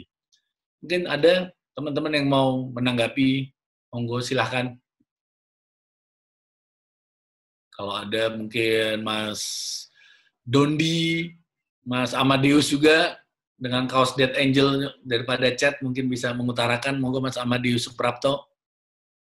Kaosnya Dead Angel karena drummernya Dead Angel kemarin kena COVID. Ada cerita lucu drummernya Dead Angel. Saya pernah ketemu, saya pernah undang mereka di Solo. Kemarin dia kena COVID setelah tur dari Eropa, terus kemudian dia koma, terus dia bilang, saya nggak mau jadi satanis lagi. Ternyata setan itu tidak keren katanya ketika dia dalam koma kena COVID. Dan kaosnya dipakai oleh Mas Suprapto, Mas Amadeus Suprapto. Mungkin mau nanggepin Mas Amadeus, monggo. Tolong di-unmute dulu, Mas Amadeus. Ya. Silakan di-unmute. Oke. Rahayu semuanya. Ya, Rahayu. Rahayu. Ya, saya sih sebenarnya masih awam banget dengan yang namanya Pancasila kan. Cuman memang selama ini kan kita mengetahui bahwa Pancasila itu sudah Karno, dan baru beberapa saat kemarin ini aja tanggal 1 Juni itu ditetapkan sebagai hari libur nasional untuk memperingati dari lahirnya Pancasila kan. Sebelum-sebelumnya kan tidak pernah diperingati, baru beberapa saat terakhir ini kan. Nah, terkait dengan itu sebenarnya saya tertarik dengan Nusantara, budaya Nusantara, karena di topik di flyer yang Mas Aji tadi sempat share itu kan budaya Nusantara menghadapi tatanan dunia baru kalau nggak salah ya. Nah, maksudnya saat ini kita seolah-olah kembali kepada ke roots kita ya, ke budaya Nusantara ini kan, dengan konteks yang berbagai hal lah ya. Nah, mungkin kali ini topiknya ke Pancasila. Nah, saya sepertinya ingin lebih tahu lagi sih sebenarnya, apakah itu memang seperti tadi sempat saya chat, itu apakah itu memang ada unsur adopsi dari budaya Nusantara yang sebelumnya, sehingga akhirnya saat ini kita pun kembali membicarakan itu gitu kan, bahwa sebenarnya bahwa budaya Nusantara kita ini sudah sangat komplit gitu loh, seperti dengan lahirnya Pancasila yang dicetuskan oleh Bung Karno itu. Dan kita tahu Bung Karno itu kan sangat apa ya, dengan budaya Nusantara itu sangat erat sekali gitu kan. Nah, apakah budaya Nusantara yang sebelumnya di era-era zaman-zaman ya katakanlah zaman-zaman kerajaan, zaman Majapahit, di era-era kejayaan Nusantara saat itu yang hampir berhasil menguasai mungkin seperempat dunia lah, seperti Majapahit yang seperti kita baca dalam sejarah. Nah, itu sebenarnya yang saya tertarik gitu. Jadi di saat itu bisa abadi sampai saat ini pun seperti budaya itu, dan Pancasila ini pun bisa kita aplikasikan ke berbagai hal itu, seperti budaya Nusantara itu sendiri kan, dari cerita di pewayangan, dari cerita ya macam-macam lah. Itu sih sebenarnya yang ini yang saya ingin lebih dalami, dan untuk konteks menghadapi dunia baru dengan konteks budaya Nusantara ini sangat-sangat menarik gitu kan. Karena kalau dengan budaya dan segala macam banyak hal lah yang bisa terkait, bahwa bahkan budaya-budaya di luar Nusantara pun terkadang sering dibicarakan bahwa sumbernya itu memang dari Nusantara kita ini gitu. Mungkin mas-mas, bapak-bapak yang lebih expert di hal ini mungkin bisa ya sedikitlah memberikan semacam visioner bahwa menuju ke arah dunia baru itu sebenarnya kita tidak boleh keluar dari pakem-pakem budaya Nusantara gitu. Itu aja sih. Terima kasih, Turun. Ya, terima kasih Mas Amadius. Nah, mungkin ada teman-teman yang nanggepin juga atau yang lain. Ini ada juga tadi ada Mbak Susan Joko Sudirgo, membaca zaman sama dengan membaca pesan-pesan yang dikirim semesta dalam bentuk potongan-potongan puzzle. Perlu kerendahan hati, ketenangan, dan keikhlasan untuk decoding pesan-pesan itu. Mungkin Mbak Susan mau menanggapin juga, atau mungkin lebih menjelaskan apa yang sudah ditulis di chat. Silahkan, Mbak Susan. Mungkin bisa di-unmute dulu.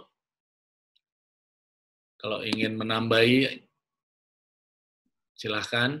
Halo? Halo, selamat malam. Iya, selamat malam. Nggak nambahin sih, itu udah cukup sebenarnya. Kan tadi ditanya bagaimana caranya kita baca zaman. Saya nggak paham kalau ditanya mesti pakai teori apa dan sebagainya. Kalau ini karena pengalaman saja ya. Artinya sebenarnya saya kadang-kadang merasa malu sama semesta. Banyak sekali pesan-pesan yang diberikan, tapi kadang-kadang saya bebal gitu loh. bebal nggak melakukan decoding, padahal di balik pesan itu ada ekstra 3 puzzle lagi yang bisa membawa saya lebih jauh dalam perjalanan, kayak gitu sih Mas. Belum bisa lebih detail lagi. Ya cuman itu aja yang saya sepotong yang bisa saya share tentang membaca zaman versi saya pribadi. Ya. Terima kasih. Terima kasih Mbak Susan. Mungkin ada yang lagi mau nambahin, Mas Dani mungkin. Silahkan. Ada Mas Dani Satrio. Halo Mas Dani. Nah, mungkin silahkan Mas Dani. Halo? Halo Mas Dani, sudah di-unmute? Oke, mungkin sambil menunggu. Atau mungkin teman-teman yang lain akan berpendapat juga bagaimana cara tadi seperti mungkin yang melanjutkan seperti Mbak Susan bilang, cara membaca kita menyikapi, menyambut hal yang baru ini, tatanan dunia baru, new normal, atau apapun dalam kondisi yang sekarang ini. Mungkin ada yang mau nambahi, silahkan. Siapa yang... Ya, Mas Dani? Ya. Ya, silahkan. Bisa ya, sudah ya? Sudah bisa. Tadi masih dikekep cangkemnya. Selamat malam. Selamat malam. Itu ada yang baru masuk, Om Anto. Selamat datang, Om Anto. Ya, semoga dilanjut, Mas Dani. Ya, kalau saya, ya sebenarnya seperti tadi sudah saya sedikit saya tulis di chat sebenarnya mengenai kenapa Pancasila bisa ya kayak tercerabut ya dari kehidupan kita bermasyarakat sehari-hari ini gitu ya, karena memang nggak tahu itu adalah sebuah usaha seperti itu gitu ya. Nggak tahu siapa, kalaupun memang itu adalah sebuah usaha, itu adalah usaha yang cukup masif dan berhasil kayaknya gitu ya. Karena memang di generasi saya yang terjadi adalah Pancasila itu sekedar teks aja gitu, hafalan teks gitu kan. Terus begitu ada sekian dari sila pertama ada sekian butir, ada berapa butir gitu kan. Nah, sehingga tidak terimplementasikan, tidak terwujudkan dalam kehidupan sehari-hari. Padahal sebenarnya ya kalau mendengar dari tadi yang diterangkan sama Mas Sigit, sama Mas Bak, lalu juga tadi ada Kang Budi Dalton juga gitu ya, itu sudah ada dan terekam dalam memori kita sebagai bangsa yang atau sebagai manusia yang sejak lahir ada di Indonesia gitu kan ya. Karena kita makan dari apa yang di harvest atau dipanen dari bumi Indonesia, lalu kita minum juga dari air yang ada di bumi Indonesia. Dengan sendirinya hal-hal seperti itu ada di dalam diri kita gitu ya, mengalir gitu ya. Dan tapi ya itu tadi ada usaha semacam usaha merepresi itu semua, mereduksi itu semua menjadi sebuah teks, kumpulan teks yang ya akhirnya jadi kehilangan makna gitu ya. Itu ya yang saya rasakan sih itu ya, sampai sekarang, sampai di generasi saya. Bahkan kalau tadi ada Mas Arief ya yang bilang bahwa anak-anak sekarang gitu, milenial, sebenarnya sudah mempraktekkan gotong royong. Iya, cuma itu beda dalam artian secara saya ngelihat, kebetulan saya beberapa tahun bergaul dengan kalangan remaja, milenial, dan juga yang sekarang udah jadi pekerja dan mahasiswa gitu ya. Artinya di mereka itu nilai dan normsnya berbeda dengan pemahaman yang saya pahami gitu loh. Bahwa adanya kebutuhan bahwa kita harus begini, kita harus jalan bareng, kita gotong royong, kamu bisa apa, terus kita jalan bareng. Itu karena survival pragmatis saja, kebutuhan pragmatis, sehingga tidak ada frame yang membingkai itu gitu, membingkai itu sebagai sebuah gerakan yang kita sebut sebagai gotong royong. Bahkan ketika mereka disodorkan bahwa itu adalah sebuah gotong royong itu apa ya, kuno gitu. Jadi itu beneran ada gap, ada void di situ gitu loh. Nah itu yang saya rasa menjadi masalah gitu. Dan nilai-nilai itu kan juga, kalau kita ngomong bahwa Pancasila itu adalah intinya kemanusiaan, dan gotong royong tadi gitu ya, gotong royong adalah intinya kemanusiaan, berarti ada void juga gitu ya, yang harus segera disambung gitu kan, gitu. Nilai-nilai kemanusiaan tadi tidak tertransfer gitu, tidak tertransfer secara utuh gitu sampai ke generasi sekarang gitu. Itu yang saya rasakan gitu, atau yang saya lihat gitu ya. Ya kurang lebih seperti itulah. Ya. Siap, Mas Dani. Jadi emang kalau ngomongin gotong royong, mungkin anak-anak zaman sekarang lebih seringnya ngomongin dulu kolektif atau kolaborasi jadinya. Karena gotong royong dianggap kalimatnya ini, kata gotong royongnya ini dianggap kuno tadi. Ya zaman kita dulu lah, zaman SMA mungkin sama-sama. SMA, kalau di SMA Katolik semua selalu ngumpul, mau nongkrong dulu nggak punya uang, kolektan. Ya. Jadinya kan seperti itu kan. Ya itu kayaknya tiap generasi semuanya sama itu, kolektian nih, kolek gitu. Ya, jadinya nggak enak kalau sekolah cowok sih, jadinya kolek itu pasti pulangnya jadinya jam berapa nggak tahu. Tapi tadi ada beda signifikan gitu maksudnya Ji. Antara gotong royong yang dimaksud dari para leluhur gitu ya, atau para pendiri bangsa itu, dengan yang diterjemahkan oleh generasi sekarang gitu. Iya benar. Ya itu yang mesti dicoba disambung. Makanya mungkin tadi caranya bisa macam-macam yang saya coba dicat tadi gitu. Iya, kalau kita bicarakan cara kemudian untuk apa ya lagi ya, mengenalkan lagi Pancasila, menanamkan lagi Pancasila, sebenarnya sudah ada, cuman apa ya, kayak menguatkan lagi gitu. Kalau kita ngomongin caranya itu mungkin tugasnya Ibu Megawati, mungkin Mas Sigit bisa bilang, karena Ibu Megawati tugasnya di pemerintahan dapat apa Mas? Badan Dewan apa Mas? Mas Sigit lebih tahu. Yang sekarang itu ya? Iya. Badan apa sih?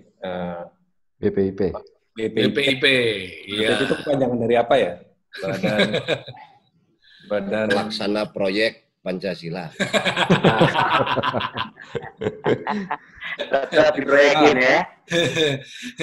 Saya juga mau nanggepin? Iya, itu memang mungkin selama puluhan tahun, karena saya termasuk generasi yang kena PMP gitu ya. Iya. Tapi kemudian saya lebih banyak tinggal di luar Indonesia gitu. Yang saya lihat itu kita itu diajarin Pancasila itu secara simbolik. Jadi di frame betul, diajarin simbolik, hanya simboliknya saja, tapi tidak pernah diberitahu bagaimana cara pelaksanaannya gitu.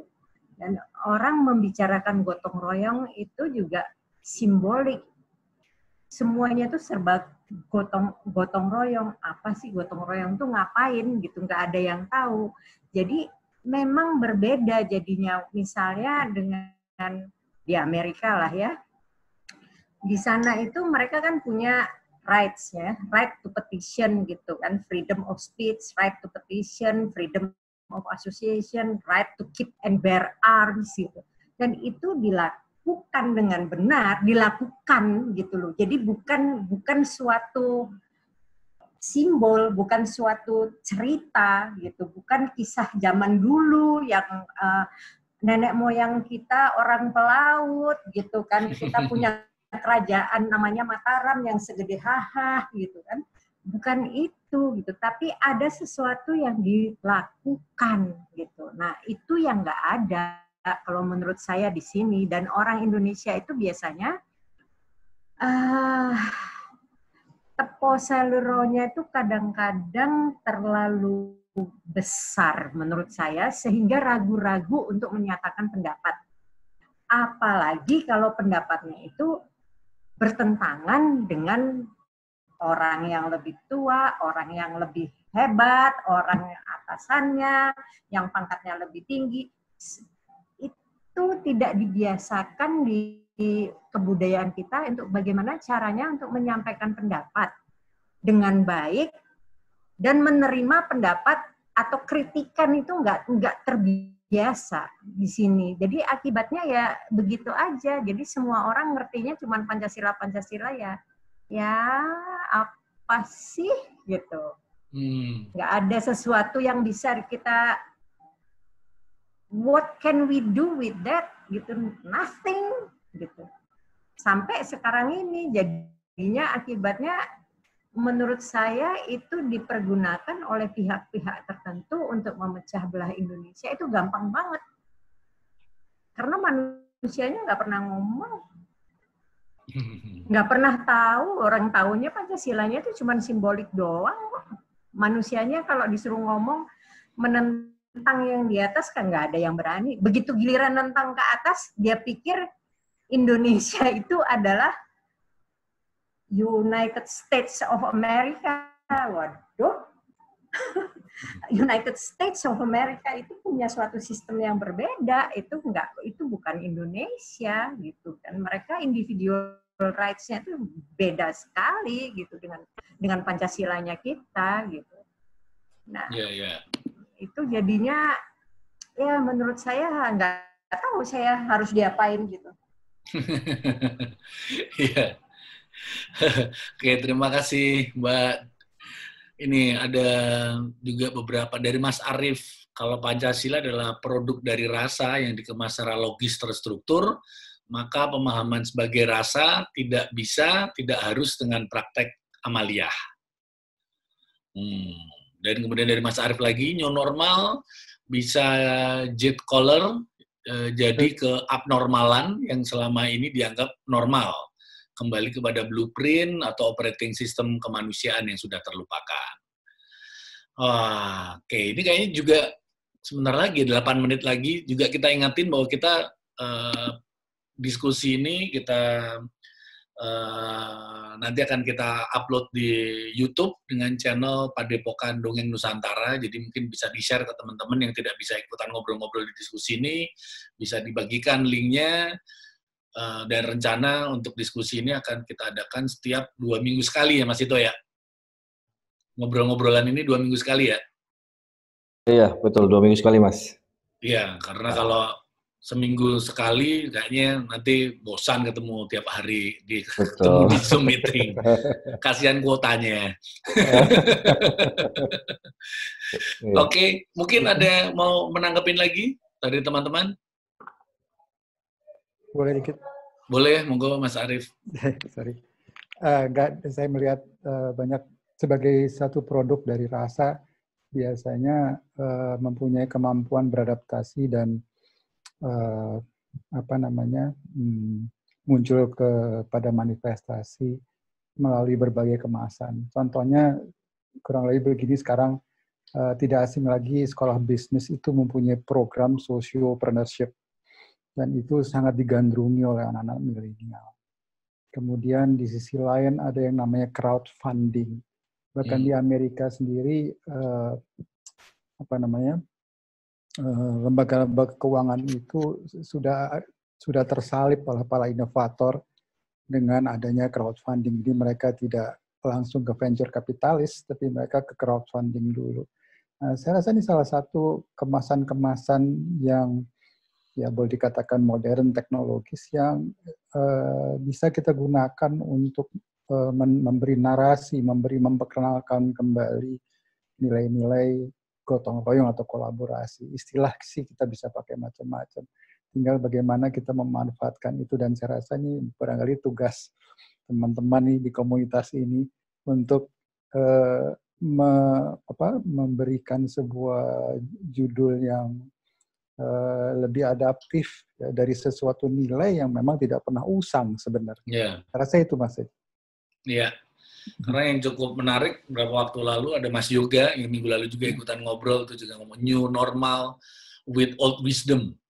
Yeah. Itu cukup menarik sekali. Betul. Betul. Oke, sebagai penutup mungkin Mas Yoga mau menyampaikan atau mungkin merangkumkan, karena sebenarnya kan saya ini kan cuman corongnya dari Mas Yoga. Saya mediatornya. Monggo Mas Yoga. Ya, selamat malam semua. Rahayu. Rahayu.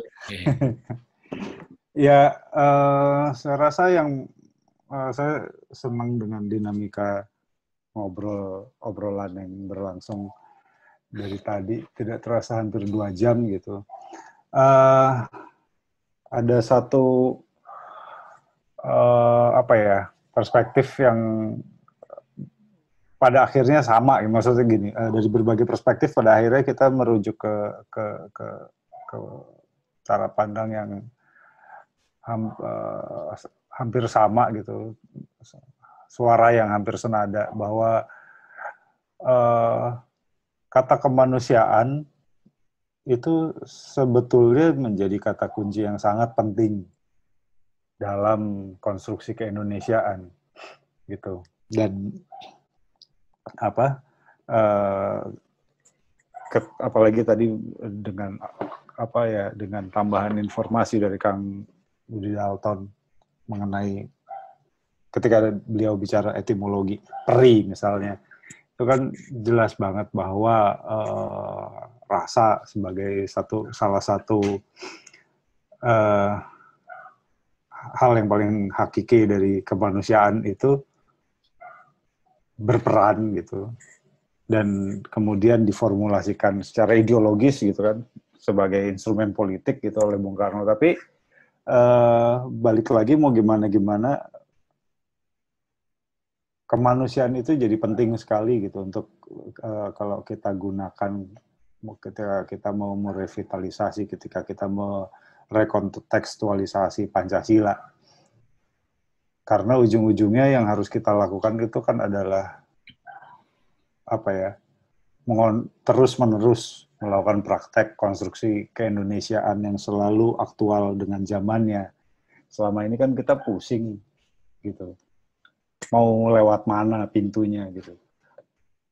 Dan kalau mau mikirin pintunya mana ya kita akan terjebak pada persoalan yang itu juga gitu. Dan ya saya rasa itu aja sih gitu, perspektif yang saya highlight betul-betul gitu, yang saya stabiloin tebal-tebal gitu. Soalnya terlalu banyak informasi yang menarik gitu dalam waktu hampir 2 jam ini. Iya, banyak banget ternyata ya. Ternyata kita ngomongin tentang Pancasila dan kemanusiaan, juga nasionalismenya. dalam menyambut tatanan hidup baru ini. Ternyata emang sebenarnya sudah ada dalam kehidupan kita, karena emang sudah diajarkan oleh para leluhur, dan mungkin dalam perilaku. Kalau kita ngomongin perilakuan, sebenarnya kan rasa laku tadi sebenarnya sudah kita alami mungkin tanpa sadar ataupun tidak sadar, meskipun saya juga kadang sebel dengan Pancasila atau apa, tapi tanpa sadar kita sudah menjalankannya, hidup dengan cara Pancasila. Dan itu memang cukup menarik, dan semoga diskusi ini bisa berguna juga dan bisa dibagikan kepada teman-teman yang lain. Mungkin minggu depan kita akan 2 minggu lagi kita akan ngobrol-ngobrol. Mungkin ada teman-teman juga akan ada masukan tema apa, diskusi apa yang akan kita bicarakan. Tapi ada juga tentang Pak Me dan Sosro Kartono, itu juga menarik juga kita bahas dalam tokoh-tokoh sejarah, karena nggak melulu namanya dongeng Nusantara nggak melulu bahas sebuah tema, tapi bisa juga membicarakan tentang tokoh. Mungkin akan kita tampung dengan pihak Pak program direktur saya, program studi saya, Mas Yuka ini yang tinggal mengatur kepala program studi, Mas ya.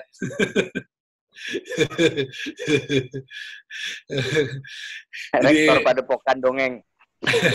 Rektor Padepokan Dongeng. Kalau saya kan gundul gini menwa berarti ya.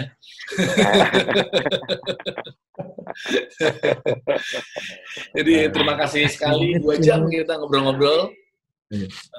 Karena Mas Ito kayaknya sudah 2 jam juga.